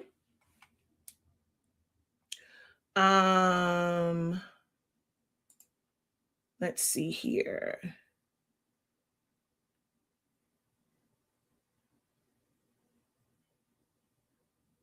Sorry, I had to walk away. I'll definitely watch this again and as a whole. So much good info though. All right, cool beans. Thank you, thank you, thank you. All right, there's some fire in the chat. Awesome, awesome, awesome. Thank you guys for that.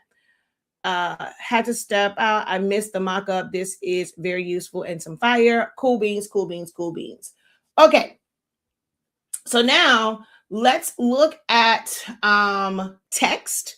We talked about I'm going to kind of go through some of these. So I want to come back to text and then we're going to try and like put some of these designs together. So brand kit, we went over this yesterday, so I'm not going to get back into that. If you missed it, go watch yesterday's video where we talked about the benefits of brand kits. The uploads, we're going to do a design and we're going to do some uploads. Your tools, the tools are like drawing. There are shapes here, but then there's a whole thing for shapes. Adding lines, that's also in elements. If you want to add like a sticky note, there's text here, there's tables. I don't utilize this as often unless I just want to like create a shape or like, so I've gone in, like I want to create like certain effects. So I'll make this, I'm going to make this black and then we'll come here. I'm going to make the weight a little bit thicker. We're going to take that transparency down, but you can always adjust this later. And I'm going, all right, what you doing? This is, so you can see how it also like, oh, I'm going to come back. I'm going to undo. I'm going to make this smaller. So.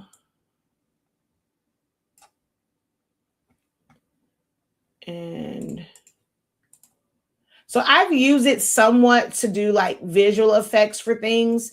I've used it to color in certain areas. So if something is missing like a little bit of color, I've gone in here and like if it like on the very, very end of something, it was missing color, I've gone in and come on now.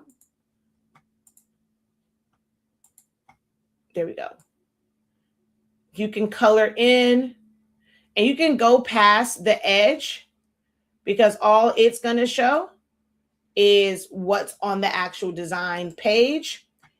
And even if you have the transparency low, you can always come back in here and, well, hold on. Well, maybe not. It's not adjusting the transparency. You can go lower. I guess you just can't go higher with your transparency. Come on. There we go.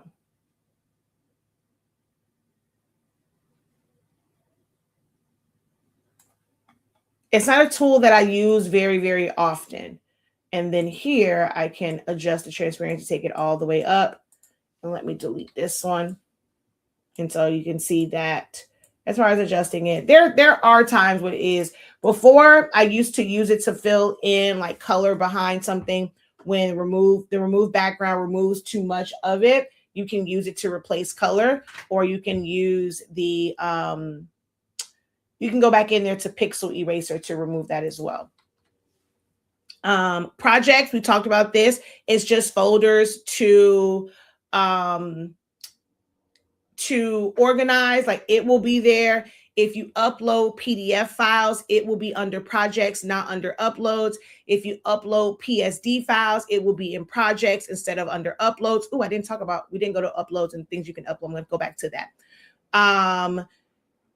But here you'll see all design, everything, only your designs, only your folders, only images that you have brought in, any videos that you have brought in or created, they will show up there. Your apps, it's a bunch of apps. Developers are adding new apps to this every single day. Things that you could not do yesterday, you'll be able to do tomorrow because somebody's going to add a new app to it. I do go through in the training some very useful apps depending on what it is that you need for Canva to do, like whatever extra things you need. One of the ones that I will that we'll use in this training today is Image Blend or Image Blender. Okay, wait, not Image Blender, not Blend. There are two different ones. So this one will allow you to fade off the edges of images. It has to be the raw image. It can't be in a frame because then it's going to look kind of weird. But see here where you have the linear and radial, they're free. Everything else is locked, and you would have to upgrade to their plan in order to unlock those things. So let me see if you go upgrade. It wants to open. So then you'll go open over here and it'll tell you however much this costs. I never even looked over here to see how much it costs. Oh, there it is. See, it is.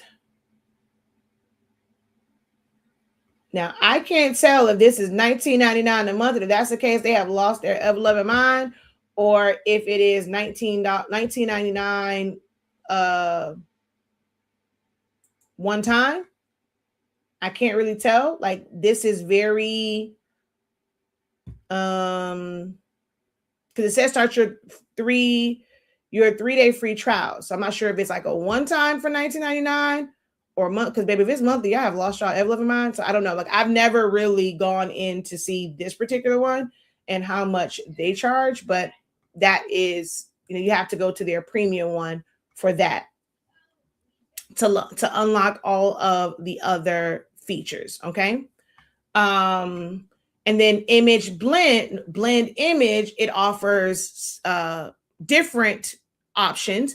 You have like a reflection or a shadow creator. There is a background remover in here. There's a lot of different apps. Ones for text, ones to build, like to create frames, a lot of apps. Okay. Your magic medium is image creation, utilizing AI and to create different images. Your audio, we went over that already. Your videos, same thing. It's like it's accessing the same things that was in Elements. Okay. So I wanted to just kind of get through those. Your background is the actual background, because you can make images the background, you can make colors the background, and like just change that out. And you don't really move, like it's there. You, in order to move it around, you have to double click in to like go into crop mode. But that's what backgrounds like are. But anything can really become a background. Anything. You just right click on it and so see, detach image from background. This is what that image was. But now I'm going to replace background. And it had, I already had like the transparency down on and stuff like that originally. So when I released it and put it back, it was back at full strength. But you can make anything your background. If I go like here, it's going to automatically replace it. So let's say if I found this image in the Elements, I would have to bring it on there and then tell it to replace the background. When you're in background, anything that you click on automatically replaces that background. Okay. Bulk create. This is a really cool feature. Not really for beginner, like I said, it's not for beginner, but not for what we're doing here. In the full training, you'll learn bulk create. I use it for so many different things. A lot of the teachers that I work with personally, they use bulk create to create a lot of things for their classrooms, especially when they have to repeat things with a bunch of students' names on it, their certificates. So I've worked with quite a few teachers, especially at the end of the year, when it comes to putting those names in, like for certificates, instead of doing them one by one, they have their spreadsheet like from their class, and Canva does it for them automatically, and it produces all of them automatically. It's been a game changer for teachers. I love all of my clients that are teachers. They've given me, because of them, I've learned a lot of things through Canva for like helping them develop things for their classrooms. I figured out a lot of stuff, about Canva because of that. All right. So those are those. Let's see. Translate is really cool. If you have content and you want to make it where it's in a different language, if you are someone who has a company and you have those whose primary languages are different things, you can use Translate to change the text on there. So I'm going to duplicate this page, and then we're going to go to Translate and translate to, I don't even know what most of these are. I'm going to pick anything. Okay. Translate the pages, select text from current page, and you can do it that way, but I'm going to just go pages, and I want it to do the current page. I'm going to go done and translate. I don't even know what language that was, but it's going, boom, it translated it for me. Okay. We can go to, I'm just going to type in Spanish. And what's the tone that we want for it? It says optional, so I'm not going to do that original. We're just going to go translate. And there we go. I don't know who speaks Spanish. I don't know. Now you have to check it to make sure that they wrote it in the correct order and all that kind of stuff. But you have this file. Oh, actually, it created the duplicate for me. That was one I don't have to duplicate, because you see how now I have these other ones down here. So every time you translate, it's going to create a new file with everything already in it. Whatever changes, it's going to create it for you, and it's going to be in the new language. All right. So that's pretty dope. One of the features I do like. I'm going to click on this whole thing, hit delete on my keyboard, and it's going to delete all of those extra ones. Okay. Charts we already went through. AI voice is I hate the fact they took away voiceovers. This is like a voiceover, but it's an AI voice. They don't allow you to use your own voice anymore, and I don't like that. captions, adding captions to videos and things of that nature. So that's that. All right. Now we're going to go into uploading and do some text and kind of like put together like look at a design. All right. Let's see here. Go in and I'm going to try and get us out of here by 1:30. Okay. So just bear with me.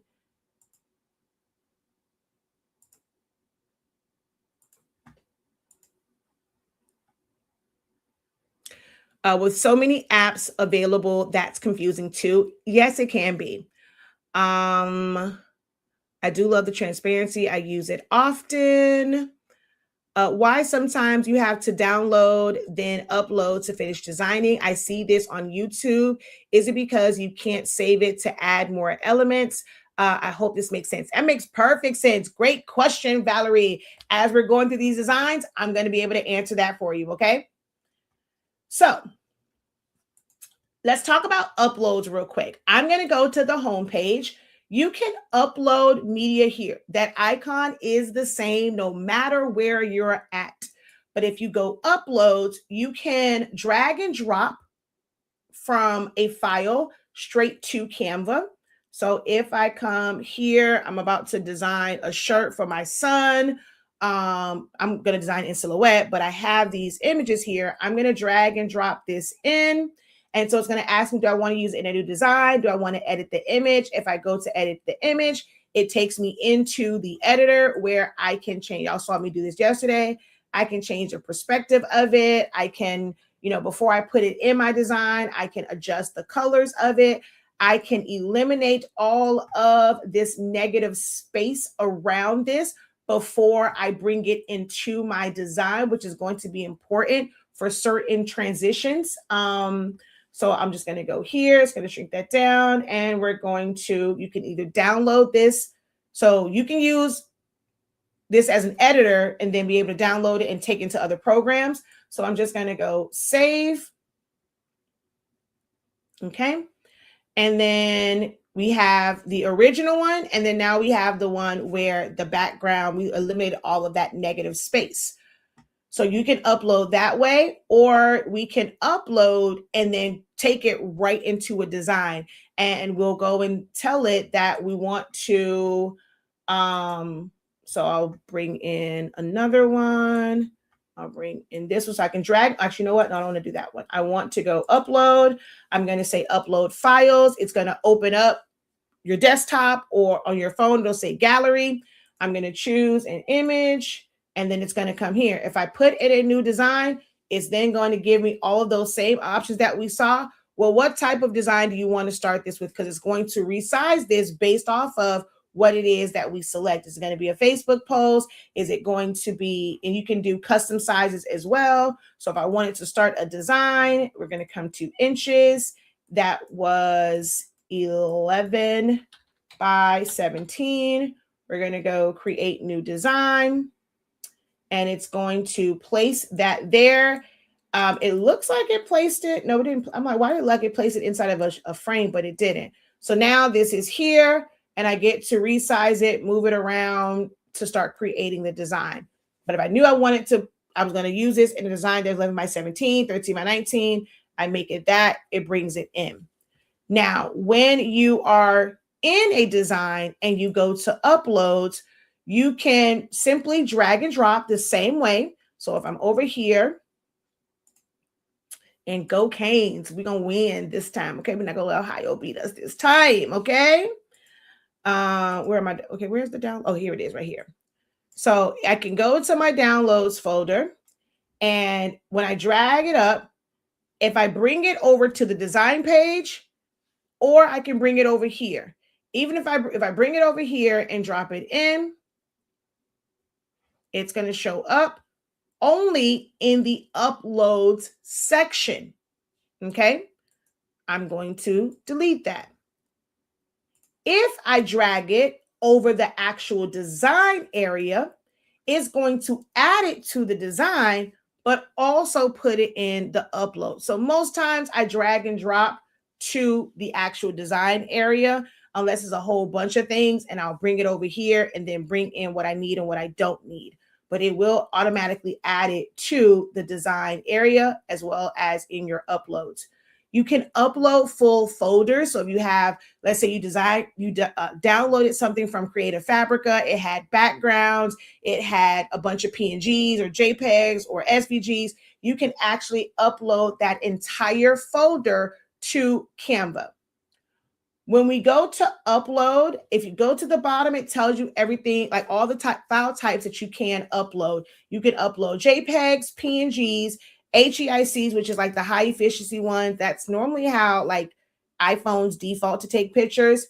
And you have web files. This is pretty cool because programs like Photoshop, you can't open up those web files. So Canva allows you to, and then you can easily convert it. So you use Canva as a pass-through, you upload that web file, then you go in, and when you save it or download, you download that as a JPEG or a PNG. Now it can be read in a program like Photoshop. So that's pretty cool.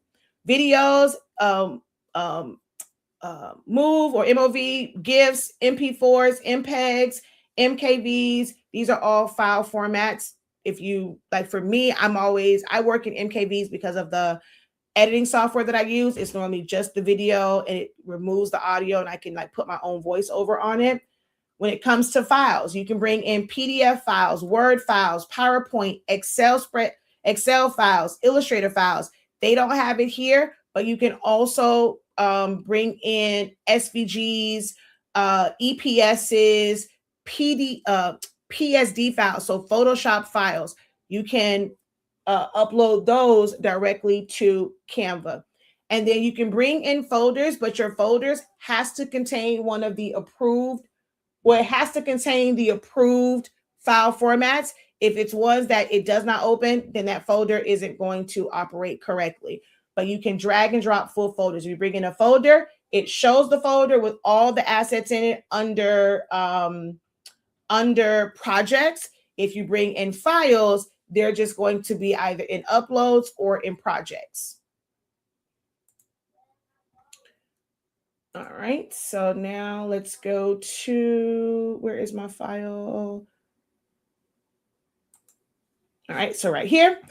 So that is uploads and bringing them in. You also can hit upload files. And when you do that, it just opens up the window to like search your computer. So where we did it from uploads there, if you hit upload files here, it's going to open up the file on your computer. You can also record yourself.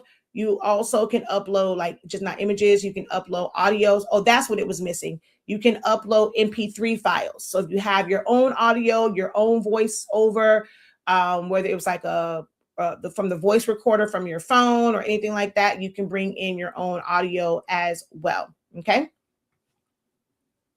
So that is uploads. And then text. We're going to go through text through this design.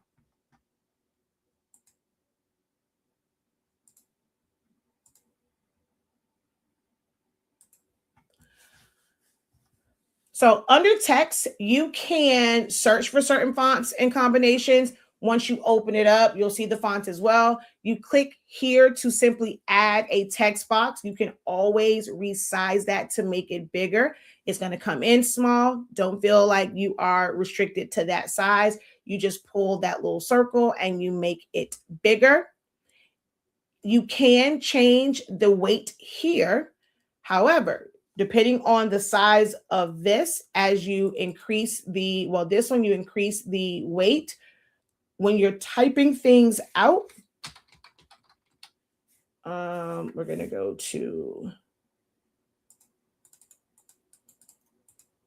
now this one doesn't want to, because it'll jump to another line. So, because if this is shrunken in, just depends on, maybe like with, actually that's more so when you come here. So if I come to this one, I'm going to ungroup and see how now it's starting to jump. Hey, stop. Jump to the next line. That's when you're using the pre-done font combinations. But when you just do the text box, it is kind of unlimited until you make the adjustments. All right, so you can also do magic write from here. Remember, before we saw the magic write, so if you want to start off with AI generated content and copy, you can start with magic write. There are some design features to give your text a little bit of pizzazz. So the type studio, where it's adding, I'm just going to come here real quick, where you can add different effects to it. This is a pro feature. So you can see all of this. This is where you don't have to be a designer. You just go in here and you're going to say, I want this one. And you're going to type in, we create. Okay, so it's like wave. You choose the font. Every font that's available on Canva isn't always in these like apps and options like that. So be mindful of that. You have to select the font from what's available. You can't just take what you have over here and then just apply it. It has to be available for that particular app. Okay. And then you go in, you play around with what kind of a warp effect do you want, the decorations that's on it. So if it is like that, you can change the color. You can add different shades to it, which is like kind of like the 3D effect. You can add different textures. You can make it a gradient. So there's a lot of design options here. You don't have to be a designer to know how to actually create these things, but you don't have to be an artist to know how to create them, but being a designer to know like what type of feature, how do you want it to look on your design? And you just have to go through all of these options and click on them. You may have to play around with them to really get it how you want it, and you may put it in there. Okay, I don't want that. You have to go back in and edit it, but it just makes it where you don't have to know how to do 3D effects like how we would do this in Photoshop or Illustrator and things of that nature. Okay, and then there's a lot of different templates here to start with. And then we'll come back out of here. So type craft allows you to like warp it. Then you have motion text, extrude, and these are all pro features. Now with the extrude, if I am, so same thing here, you have to choose one of their fonts, and then you're just going to add this to the design. You can always change it and then choose update element. If you change the font, you'll see the change up here, update element. So you're able to do that with the premium text options. So type lettering, these are all pro features.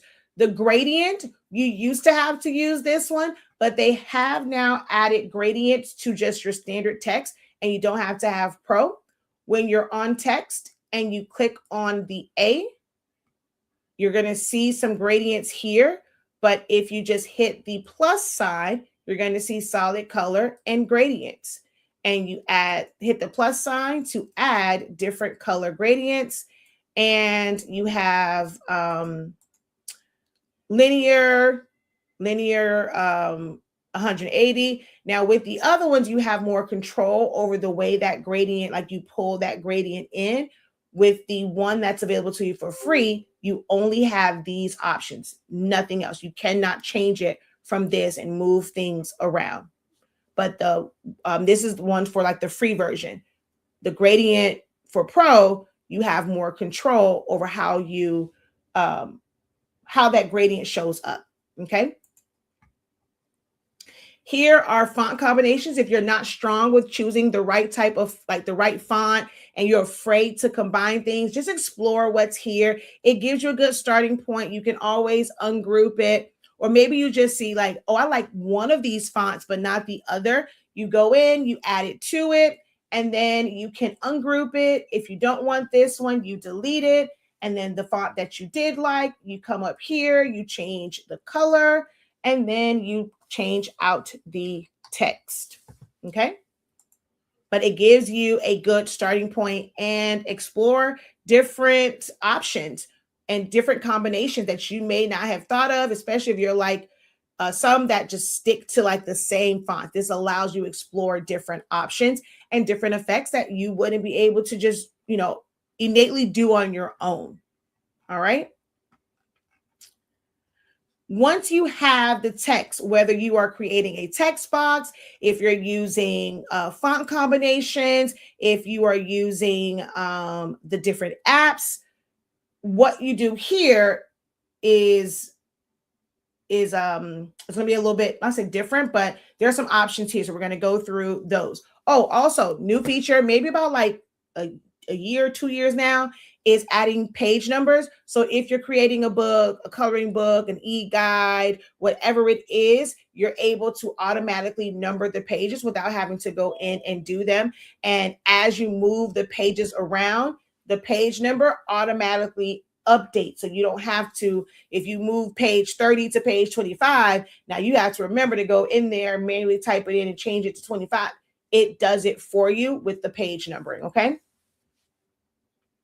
So we're going to delete this and we're going to go, what happened here?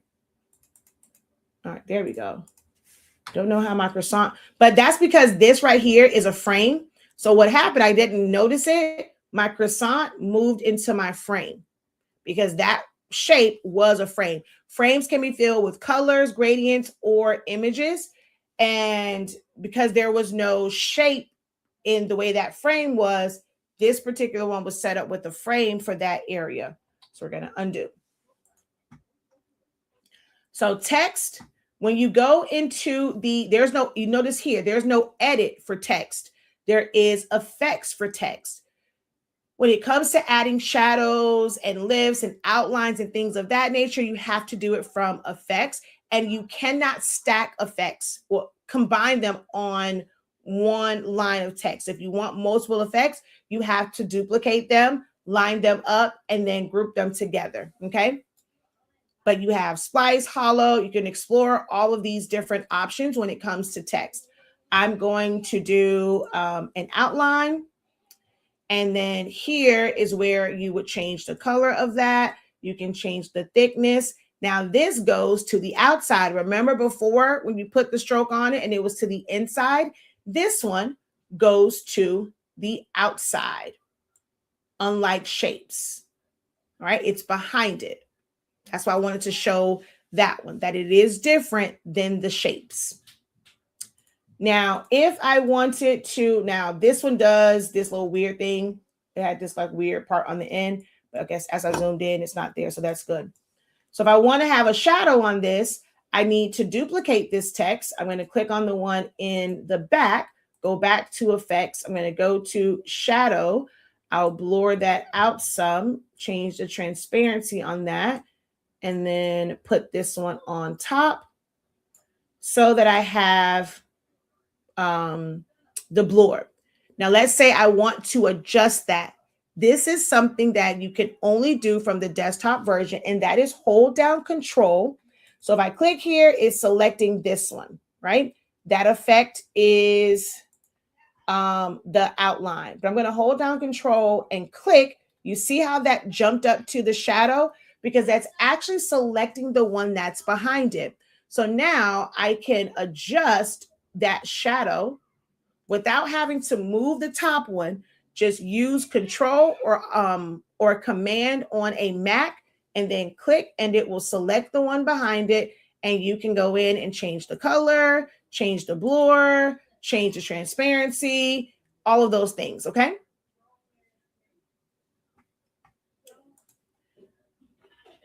Also, with text, they make it very easy to, okay, so I need to do it. I'm going to make this one white for now. I'm going to make it white. Okay. Now, I want you to pay attention. If you can see it down here, I'm going to come back up here and I'm going to make this red. And I guess, hold on, there might not be another one. This must not be white. Hold on, let's see. This is, circular gradient. Okay. I'm just going to make you white for now. And then let's come back over here and let's make this white again. Okay, so pay attention to the kickoff, right? If I go here to the white and I go to the color and I'm going to make it pink, it's going to say change all. It's not going to change just what's here. It's going to change wherever white text pops up within this design. It's going to change that to pink. That makes designing a little bit easier where you don't have to go to every single page and change all of the text. If you don't want it to change, just simply don't hit change all. Okay. If you have a lot of text on a page and you want all of the white text to change on that particular page, I'm just going to duplicate a bunch of these. Where you see it change at, you want to go there. You want to lock that page and then change the text, change all. You see it only changed here. It did not change this page. And now that we're done with that change, we just come over here and unlock the page so that it just doesn't change. But you can change all the text. It'll be the same way for the fonts as well. So if I come here and I select this one, it's going to say, do I want to change everywhere that tan headline appears? I want to change it to Brittany. If you do, you click that. It changes everything. So you see how it changed my by one? It changes everything. And it changed the top layer as well as the back layer because I changed the font. Change all of those change. If you don't want it to, you can skip that. Or if you make a mistake and change it, you can always hit undo. It's going to put the other ones back to where they were and just leave that one in the new font. Basic things like bold, italicize, underline. This allows you to change all lowercase letters to uppercase without having to go in. If it's a font that has lowercase, some fonts are made where they're all uppercase like this one. But you click here and it automatically changes it all to all caps where you don't have to erase it, put caps lock on, and then type it out. This is your alignment. How you can make a list, whether it's number or bullet points.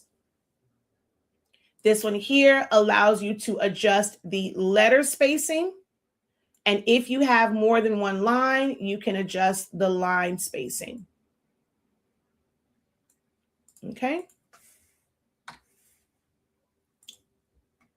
Your transparency is the same. We went over the effects, animate. So here you'll see the animation options are different than the standard ones for here. So these are the ones for elements. And when you get to the bottom for general, they're the same.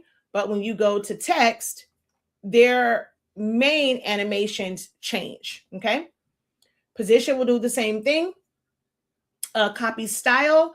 If I go here and I go copy style and I click on get one, it's going to change it to that font, that size, that color, that effect, that animate. If this had an animation on it, this one would have an animation on it. So it makes it easy to navigate through these and it without having to manually repeat every single action or every single effect that's on one thing. You can just do it on the other. Okay. So that's text. And then for images, we kind of went over that, and you can change out different filters to make things look brighter, to change the colors on them, make them black and white. You have shadows. Under shadows, you can make a glow around things, a drop shadow, an outline, curve, and you can adjust the blur on it. As you can see, when you adjust these, it makes the image smaller. So you will have to go in and make it bigger. Because remember what I said, it does not stretch, skew. It keeps everything within the proportions. So you can't go outside of that bounding box. So because it added that shadow, it can't go to the outside of it. It's going to keep it inside, make it smaller, and then you would have to go in and resize it. All right. Everything else is the same.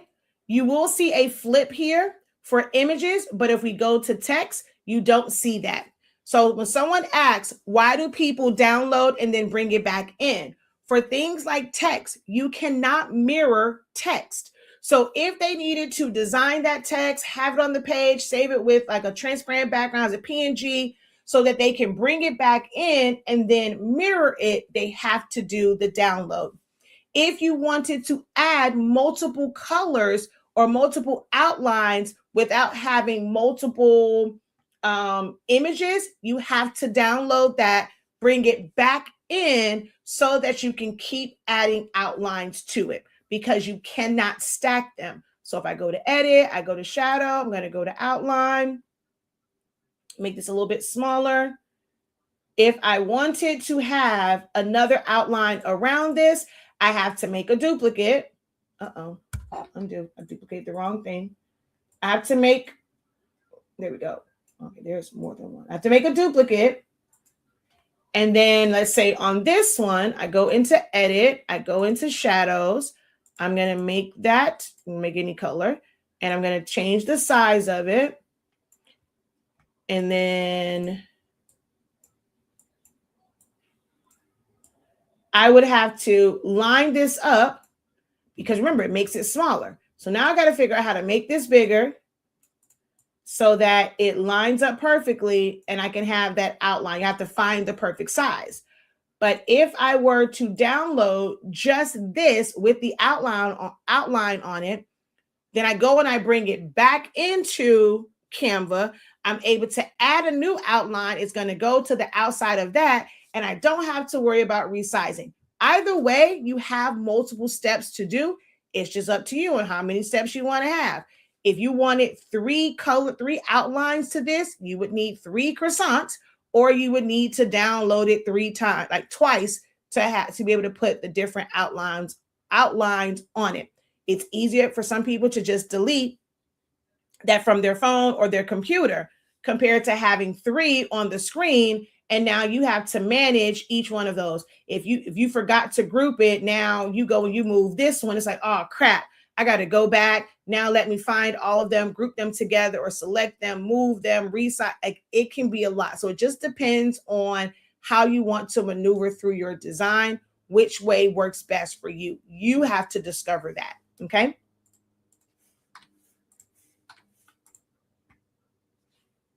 We're going to go edit, shadows, none.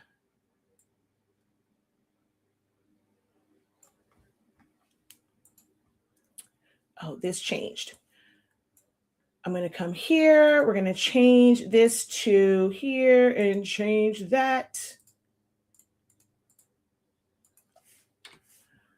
Remember when I talked about text and having the shape and you can either type in the text or you can layer it? This is an example of that. So with this one, it's inside the shape. So as you're adding text to it, it's changing the size of that shape. Even if you go in and you make just the font itself bigger, it's going to change the shape of that. It's going to change that shape. But here, it's a shape and text grouped together. I'm going to ungroup. I can take this text and I can make it bigger to fill out this shape without changing the shape. So there's times where you may want to put it inside the shape, and then there's times where you want them to be separate, and then you will just go ahead and group them together.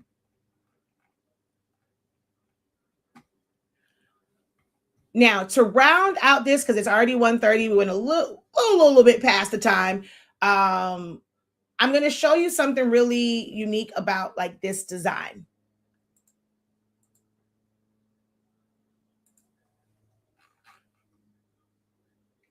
Okay, so here, a lot of the times when you're seeing things, they are optical illusions, right? So this looks like this coffee cup is inside of a frame and it is coming out of it. So what was really trending was like the pop out effects, pop out effects. This was trending a couple of months ago, a couple of weeks ago. Now, trying to get that effect in here. If I were to pull this image inside of a frame, I cannot control it being in one particular area. Okay. It's going to take over the whole frame. When it comes to cropping images, you can come like up to here and then maybe like rotate it. You have to do a whole lot of stuff with that, but it's linear in how it's like straight lines in how you crop things off. Sometimes you need an optical illusion. This is one of those times where there is a shape that is placed in the middle that you're able to line that up with the edges of this. So, and it matches the background color. So it looks as if there is a break here and the drink is coming out of, like it's cut off and it's inside this shape and then coming out the top. It's little things like that when it comes to designing, where it's good to be in a class that's about designing and learning design tips, tricks, and techniques, not learning the program.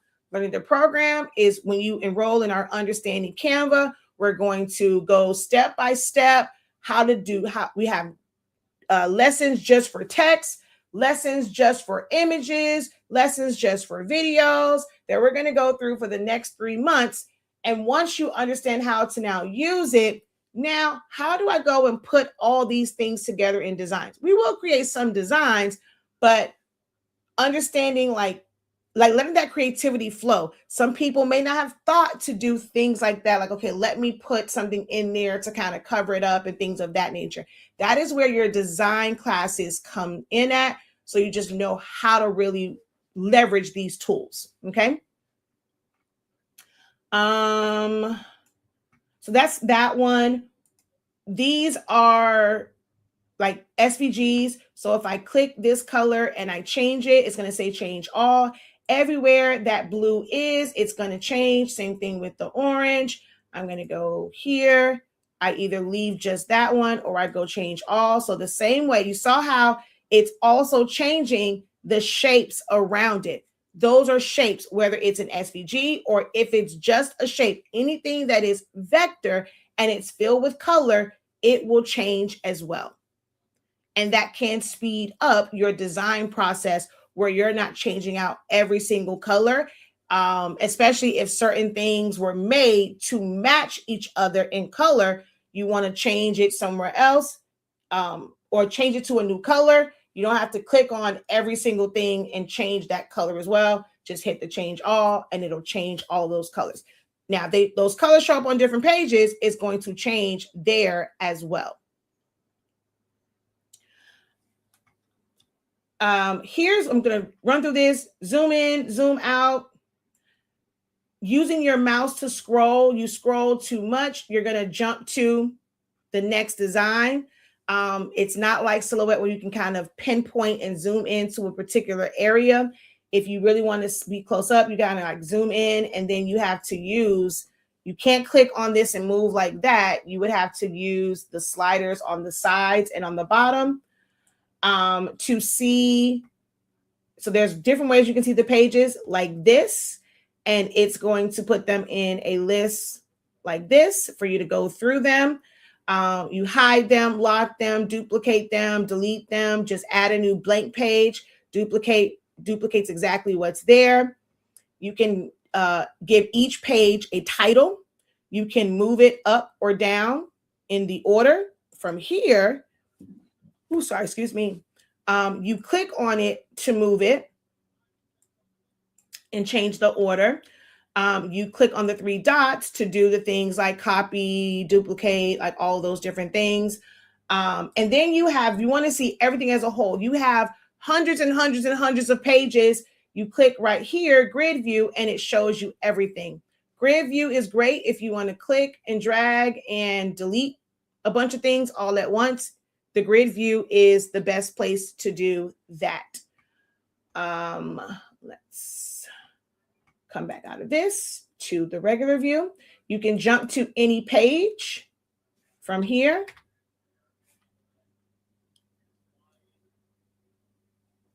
And then in between each one, you can add a page or you can add a transition.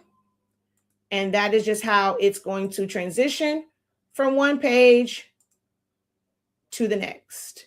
You can tell it to apply that transition between all the pages. And then as you preview this and it's going through the pages, it will it'll do whatever that transition is. Okay. This is like for slideshows. It's a way that you can also like make transitions for videos when you are looking at, I'm going to come to here. We're going to go back to this one. I'm going to play. So there are different transitions. So there's a bunch of different pages. They each have different things on them, and transitions and animations were applied, but it made it where once it's saved, it's this one video for a reel. Same thing with this one.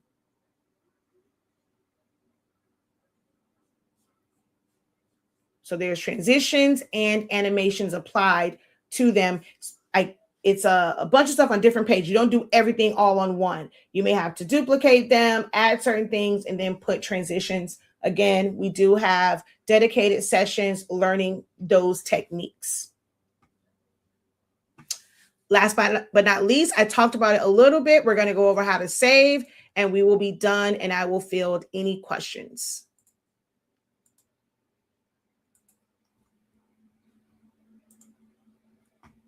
So share is where you share, save, download, where you will create links, template links, share links, public view links.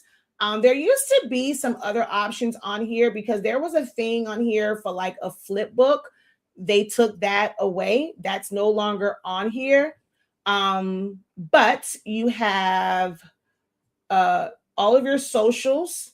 So you can go and post this directly to Instagram, upload it to YouTube, a Facebook page, Twitter, like all of those. If you're doing ads, to go ahead and just, it'll take you to the ad manager. If you're going to print with Canva, this is a third party like drop ship printing. So you go, you complete your design, one of their professional type printers, like let's say Infinite Print Solutions, right? They could go and be under contract with Canva. And so an order will come in and they may assign that to them. They go, they pull the order, they print it out, and they're going to basically send it. They'll have access to like the back end to where when they ship it out, it's like it's shipping from Canva. But Canva themselves don't print. They have third-party vendors that produce it and ships it out, which is why the quality sometimes is inconsistent. Then you can save it. So you can simply download it. You can download a selection. More than one thing has to be selected in order to download it as a selection. Then up here, if you're going to save it as a brand template, like what you have there, you want to make that a template that you'll use every single time. You make that a brand template. Presenting is doing the slideshow. Public view link, someone can look at it. They cannot edit it. They won't be able to comment it. They're just able to look at it. Template link, when you want to sell it, it gives you the link. You have to take that link and then put it in some type of document so that when they open it, they can click on the link, or you can just copy and paste the link and post it somewhere and they click on it. You can create a QR code. This is moving it, which we talked about before. And then if it's going to be a website. Now, when you go to download, this is how you are saving it. You have to download it in order to save it. You have the options of JPEGs, and these are all free options. When you come to PNGs, you have to have Pro in order to compress the file or to save with a transparent background, but you can technically save it in a PNG format. It just won't have a transparent background without Pro. You have PDF standard. This is what you want to use when you have documents that have hyperlinks in it. Like if you're going to make the PDF that you attach as your digital download for someone to get to your file, it needs to be a PDF standard. Do not flatten it. so that those hyperlinks are active. If you want it password protected, you can do that. PDF print, it flattens it out. This is if you want to print, but I mean, I use PDF standard also. PDF standard, when you open that somewhere else, it will be fully editable. So if I open that in like in Word or Silhouette Studio or Illustrator or Adobe, I can move things around and I can select those items and move them around. When you do it as print, it flattens it and it's just going to be almost like a JPEG to them. You have SVGs. Oh, you can't just make any and everything in SVG. If it's an image, it can't be an SVG. It had to be a vector file. And now when you open that SVG up in a program like Silhouette Studio, a program like Illustrator, you'll be able to ungroup them, release compound path, and like separate them and do certain things with, like do other things with it. MP4 is just video. GIFs is short, no sound. So, you know, you see the memes and the GIFs and things on social media. You can create your own via Canva. And then, of course, a PowerPoint presentation. So these are all of your download options. You can choose to do all pages. You can do the current page, whatever page is there. So you just select that. It deselects everything else. You also can come up here, and if you want specific pages, so I want 2, 6. Hold on. I'm going to come here. So page 2. Why are you not doing it? Okay, let me see something. See, it's supposed to put the comma. 5. Why are you not letting me put in my comma? Because you don't always have to come in here and do this. It normally lets me type it, which is kind of weird. But just put in commas or just go through and select the pages that you want. And it will only download those pages in the video, in the PDF, any pages that are hidden. When you go to save, they won't be a part of that download, whether it's a video, a file, a PDF, just whatever it is, it won't be a part of that if that page is hidden in the design area. All right. So that's all of that about sharing and saving and downloading.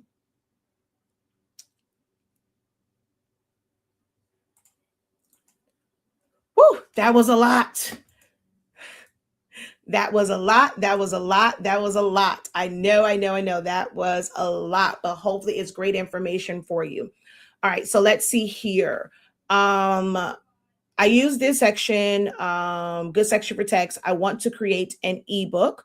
All right. So you can definitely do that here. I've created several of them. If you use an element, can you match the color to something you already have?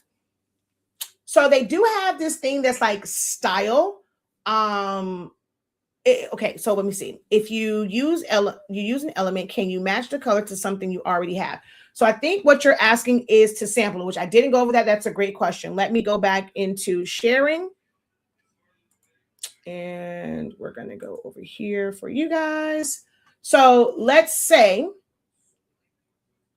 I'm going to come over. Let's see, which one should we do? You said element. Now, it depends on like what it is. So here, this is oh, wait, let me turn off my camera, my video. This is an SVG. So like if I change the red, it's going to change just that, right? So if I want this to be, let's say this shade of pink, you're going to go to the plus sign. You're going to go to the color dropper and I'm going to hover over it and I'm going to choose this shade of pink. I'm going to go to this green and go to the color picker and let's do the tip of this one right here and it's going to change it. So if that's what you were referring to, yes, you can go in and sample colors. They have this new thing, which is styles.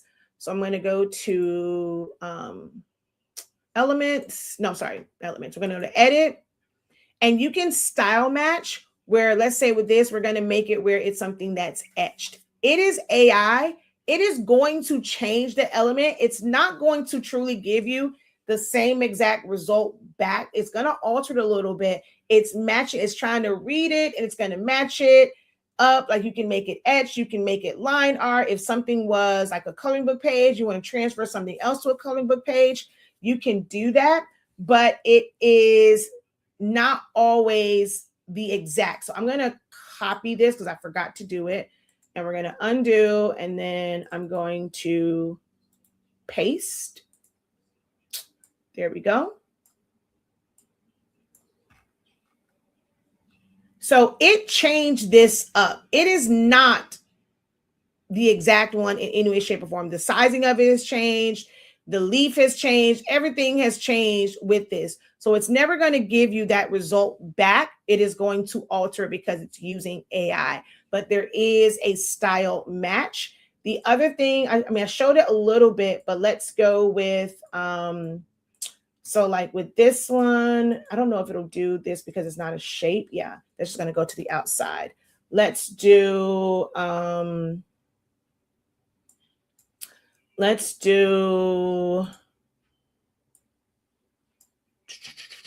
let's just add another shape here. And I'm going to make this a different color.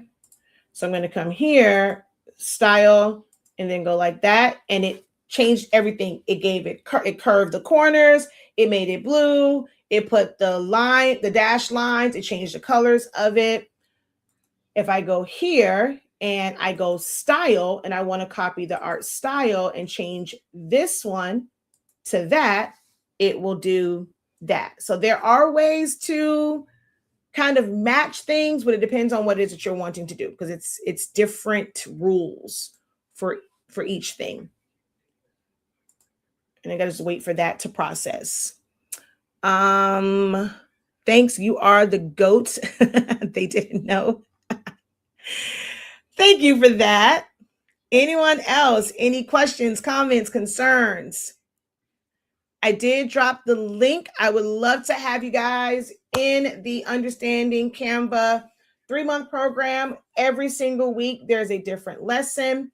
Now, they will take place at a time that's probably not quite convenient, but I'm doing it in a way to where it's going to be shorter classes. I will upload those playbacks within a couple of hours after the session. So that way you'll have the entire day. If you are available at 5 p.m., go in, watch that lesson, follow along, and we will have study hall sessions at different times of this. So you'll have a study hall session in the evening. It's not like every single day, but there are scheduled times for study hall sessions where you will be able to come in, share your screen, ask certain questions. But we also have a community where you can ask questions at any time as you're going through the lessons, okay? There are several options for the to enroll, which I will go over after we complete the full-on lesson here. Any other questions? Don't be shy. Ask your questions. I know we're running into the 3-hour mark, but if you have questions, it's better for you to ask them and have them be on the recording, especially if you don't plan to enroll in the full program. Going once, going twice. All righty. There we go. So no questions asked. Thank you guys so very much for joining me today. Hopefully it was helpful for you. There's a lot that you can learn from this. We had 2 hours and change, or like a little under 2 hours yesterday. We got nearly 3 hours today with some information on how you can utilize Canva, going through where things are and just seeing how they work and what all it has to offer. So there's a lot of information here that you can build upon, even if you don't join us, but we would love to have you and get you fully trained in all things Canva, and really honing in on how you can utilize Canva for whatever visuals you need, whether it's videos for your social media, if it's something for your business, if it's something to help you on your job, if it's something for you personally. Like we use it for our calendar, our family calendars, our charts and our what to keep, like not charts, our seizure report and medicine report for Zion Imani. We have our grocery list chart on there. So we have like a family folder that has like all of those things in it. I use it to create videos for Zion Imani. MJ uses it for school project. Like there are so many ways that you can use Canva, and it has really helped with like time management and just being efficient with my day. Canva has truly helped because I'm not going into a bunch of different programs or apps and I'm getting lost. I kind of have my Canva open. Yeah, I might have 30,000 windows open at the top, but it makes it really easy for me to click back and forth if I needed to jump to the calendar to see if MJ had an activity, if Zion Imani had an activity. Ooh, I'm able to just click on that and see it without having to always go to the calendar on my phone. The calendar on my phone is great if I'm out and about. But when I'm here at my desk, I have all those things open and it's just a quick snapshot and I can just flip through the different tabs. This has helped me tremendously in business and in life. So I hope that you find how to make Canva work for you because it is a very powerful, powerful system. All right. Until next time, have a great one. Continue to unlock your creativity and be incredible. But if you would like to hear about more about the training and the options for it, do stick around. All right. Peace.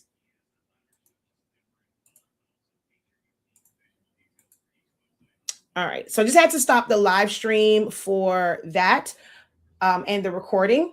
But if you want to know about the training, the full training, so it's going to run for 3 months, but you will have an additional 3 months. So you don't have to feel rushed to learn like everything. But I also don't want to overload. One of the things that I have learned is to not overload. Like this right here. Can put a 5 in the chat if this was information overload. Oh, it was raising my hand. Haha. Put a 5 in the chat if it was information overload for you.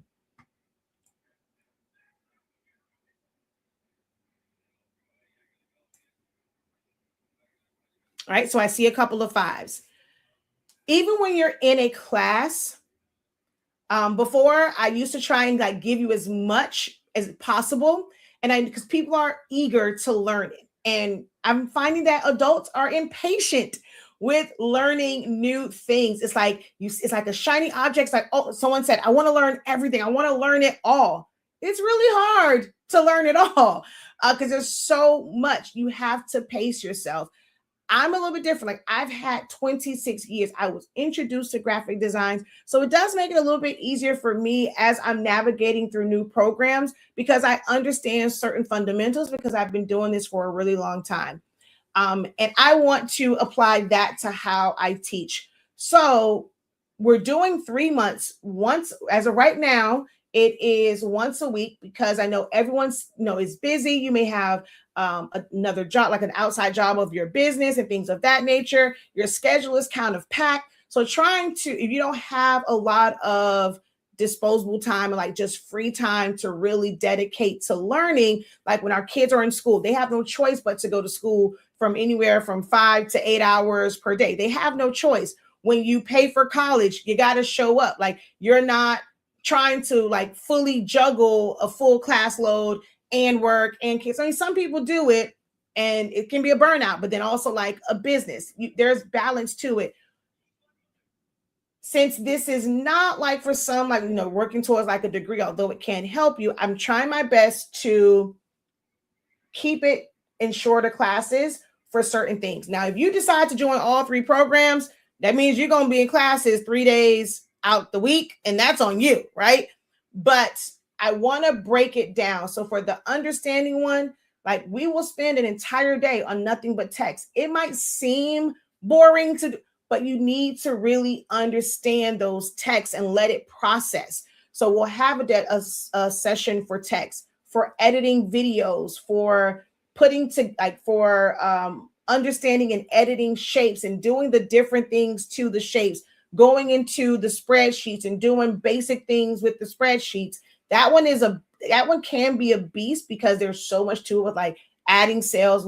But if you don't need that lesson, you don't have to attend that lesson. Don't feel obligated to participate in that lesson if it's not something that you really, really need. If you need to do something else, that is perfectly fine. But we're doing it as of now once a week for 3 months from, well, really the second week in January. So it'll be next week, Tuesday is when the first session will start. And for 3 months, every Tuesday, it is a morning session. And there will be study hall sessions scheduled for the evening to go over things that we have taught for like within like a 2-week period or like a month period. You are able to enroll with $25.63 today, and you'll get access. Like there's a more like what we did here, but it's a more detailed training that I did last week. And you'll also get the playback. So if you just want to listen in on those, it's somewhat the same information, but slightly different. The file that you saw me working from, we actually are going through that. So you'll get that file, you'll get some other design assets as well to help you. And that gets you into the community, that gets you the playbacks from the more detailed sessions where we really broke it down. And of course, you'll be there ready to go for the first 2 weeks of the program. And then the payment for it, we did change. We didn't do monthly. We did it where it's every 2 weeks. We're trying out something. We may end up changing that one, but there are some reasons why we're just testing that one out. And that is something that you should do in business. You should test out different things. Some things may work, some things may not, but you won't know until you test them out to see how it works for you, your business, and your audience and your customers. So there is like a 2-week option. And it's $15.63. It's going to be automatic. So you just got to make sure that your card has $15.63 on it every 2 weeks, or you can choose to enroll in it for 6 months, and you will get all 3 months of the trainings. And then you'll have that 3-month period where you have the information there and you're able to practice it. If you're not able to go in and practice those things within that 6 months time frame, you have to start to think about your discipline. If you're not learning it, you have to start thinking about your discipline. And you always have the option to go to the 2 week. And by then we may have a monthly option where you can do with like no commitment and just kind of go in 1 month so that you can go in there and practice and work on it and things of that nature. If you want to do it that way, you absolutely can. So there is a 6-month option. If you pay for it one time, it's $163.65. If you need to use buy now, pay later, there's Affirm, Klarna, and Afterpay. You have to like whichever one like approves, because I think there is like some type of approval process. Some of them break it up into 4 payments. Some break it up into 6. And Affirm, depending on the amount, they'll give you even more time. But I think that part is based off a credit check. But there's ways to break that down. So that is $173.65 if you want to use any of the buy now, pay later options. You get full access to it immediately, and then you just got to worry about paying them folk on their end. But as far as me and you are locked in. You just got to pay them. All right. So those are the current options. You can pay for it every 2 weeks. You can pay for it all at once for the 6 months, or all at once with the buy now, pay later option. Any questions on the payment options?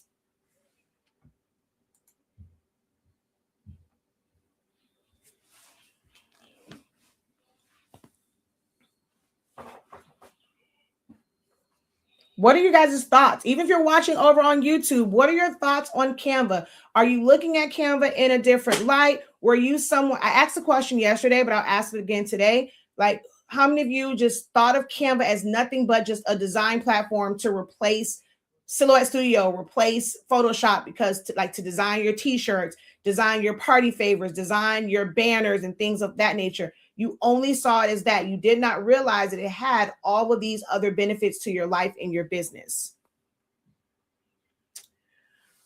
So PayPal is, if you choose the 163, but as far as the monthly reoccurring, you cannot put that on PayPal. When it comes to like the 2 week option, you have to put that on some sort of card.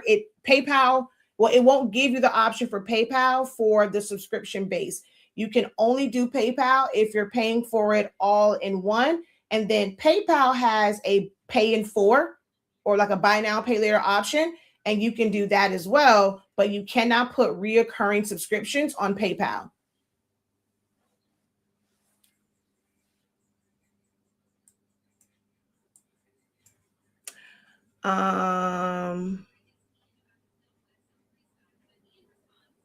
Let's see. I've been sleeping on it and not really know what it could do. Yes, in full, you definitely can choose the PayPal option. I didn't realize everything Canva could do until taking your classes.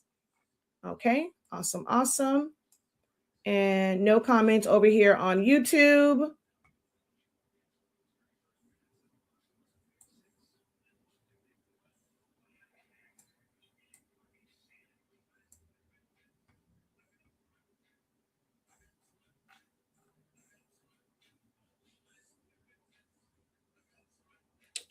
What's the first thing that you guys want to go into Canva to try and create?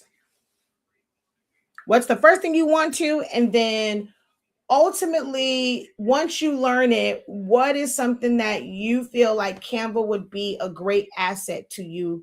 Like for me, it's the spreadsheets. I mean, I know Excel. I'm an Excel. I know Excel spread. I build databases in Excel and Microsoft Access. But the visual part of Canva, I really like, and being able to edit from my phone. I showed yesterday, like I took a picture of myself. And so for cataloging things, for inventory control, like I love that to where it automatically updates everywhere. So that's one of the ones for me. And I want to create like a secondary website utilizing Canva's website option.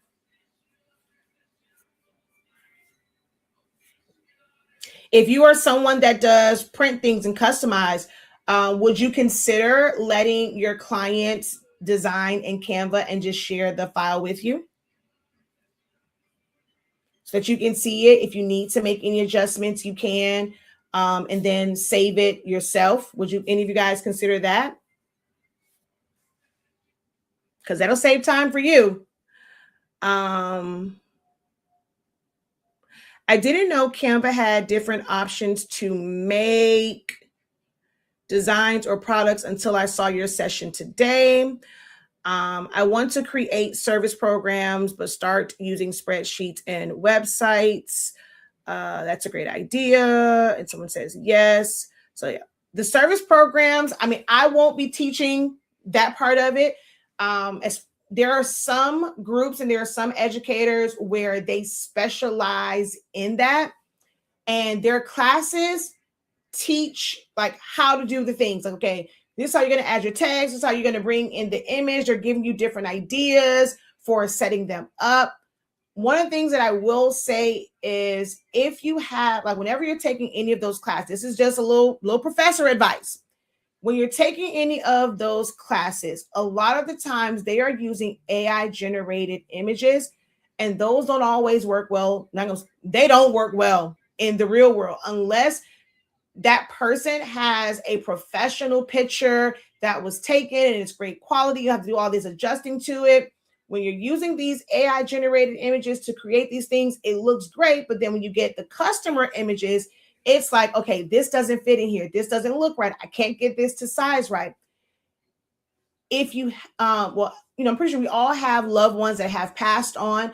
I recommend turning those, like whatever you learn, taking images from different family members, or you can do celebrities that have passed on because they got images all over the place. Good ones, bad ones, ones that paparazzis took, and it just, or, you know, paparazzi taking family photos, and you can take that and like put that inside of a design because it's giving you a real world like example of like how you're going to get pictures. Not everything is great. Not everything is at the right angle. A lot of times they're teaching these classes, they're picking the perfect angles like for the main picture and then using that to like fade it. Like it's not always that way. Your client isn't going to give you that many great options.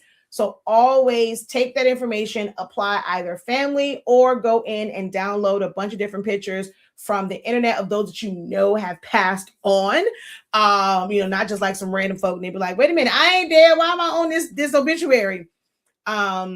But they'll teach you more design layouts and things of that nature They're normally, I think some of those classes teach you about like either pricing or marketing. So it's not as much time in really learning the program, or you'll have to take multiple classes to now learn a different technique or a different tool. And that is fine. Still take the time to learn the program itself so that when you're in those classes, it starts to click and it makes sense and you don't feel like the instructor is moving too fast.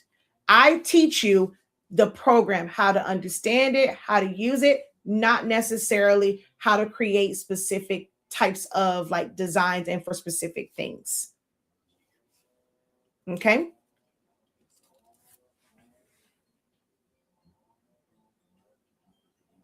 Back to the price. What is the total price? And also, how many teachings are there? It is once a week for 3 months. So from January to the end of March. That would, and I think because some of them have like the Tuesdays, like 5 of them. I'll go through it right now. Let me see. Let me go to it. So there's 1, 2, 3, 4 Tuesdays in January. There's 1, 2, 3, 4 in February, and I knew one of them had 5. March has 5. 1, 2, 3, 4, 5. So that would be 4, 8, 12, 13 sessions. Okay. For those 3 months. And so if you decide that you just want to pay for the full 6 months access, that's $163.65. If you're going to use buy now, pay later, it's $173. So if you're going to use Klarna, Afterpay, or Affirm, it's $173.65. But if you're just going to use your credit, debit card, or PayPal and just pay for it, it's $163. That will just give you access to the full 6 months. If you are doing the payments, that would be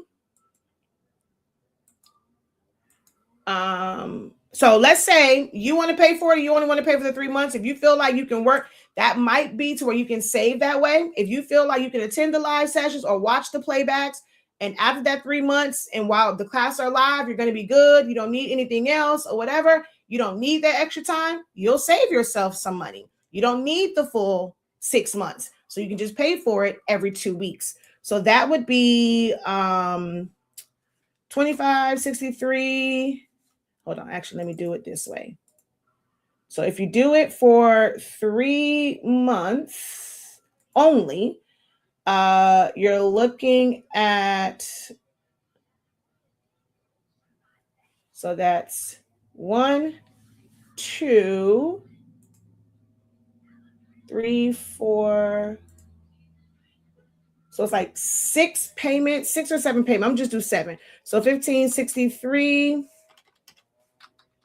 times 7 plus $25.63. You would end up paying $135 and some change for just the 3 months, not the 6 months.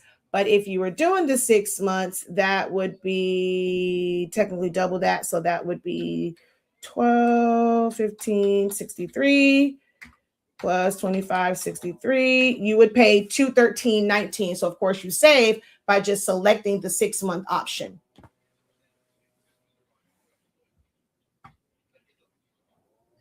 Is the class already on the dashboard to enroll? I dropped the link in there, so I'll drop it again for you.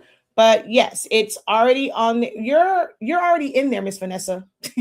So that's the joy. For those of you that signed up for Understanding Canva, the one that we did in December, the one that we did in August, October, the joy for you guys you are locked in for a lifetime. So you have unlimited access to it. Technically, you were already enrolled. There's nothing new for you to enroll in. Okay.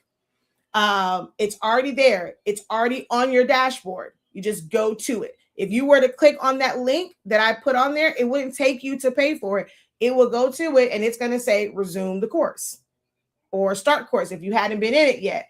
But I think you've been to some of the sessions, so you're in that one. So you have access to it. We're taking that, which was just 4 sessions the first time and 3 sessions the second time. And I realized like it is a lot of information. So we decided to make it a 3-month program. If you took action when we dropped it, you are getting that entire thing for $83.65 or $65.63, depending on when you signed up. You're getting it for that amount. You, ma'am, I know for sure, are locked in. There's nothing for you to go and do. Okay? Except attend the Zoom sessions and do the work. That's all you have to do.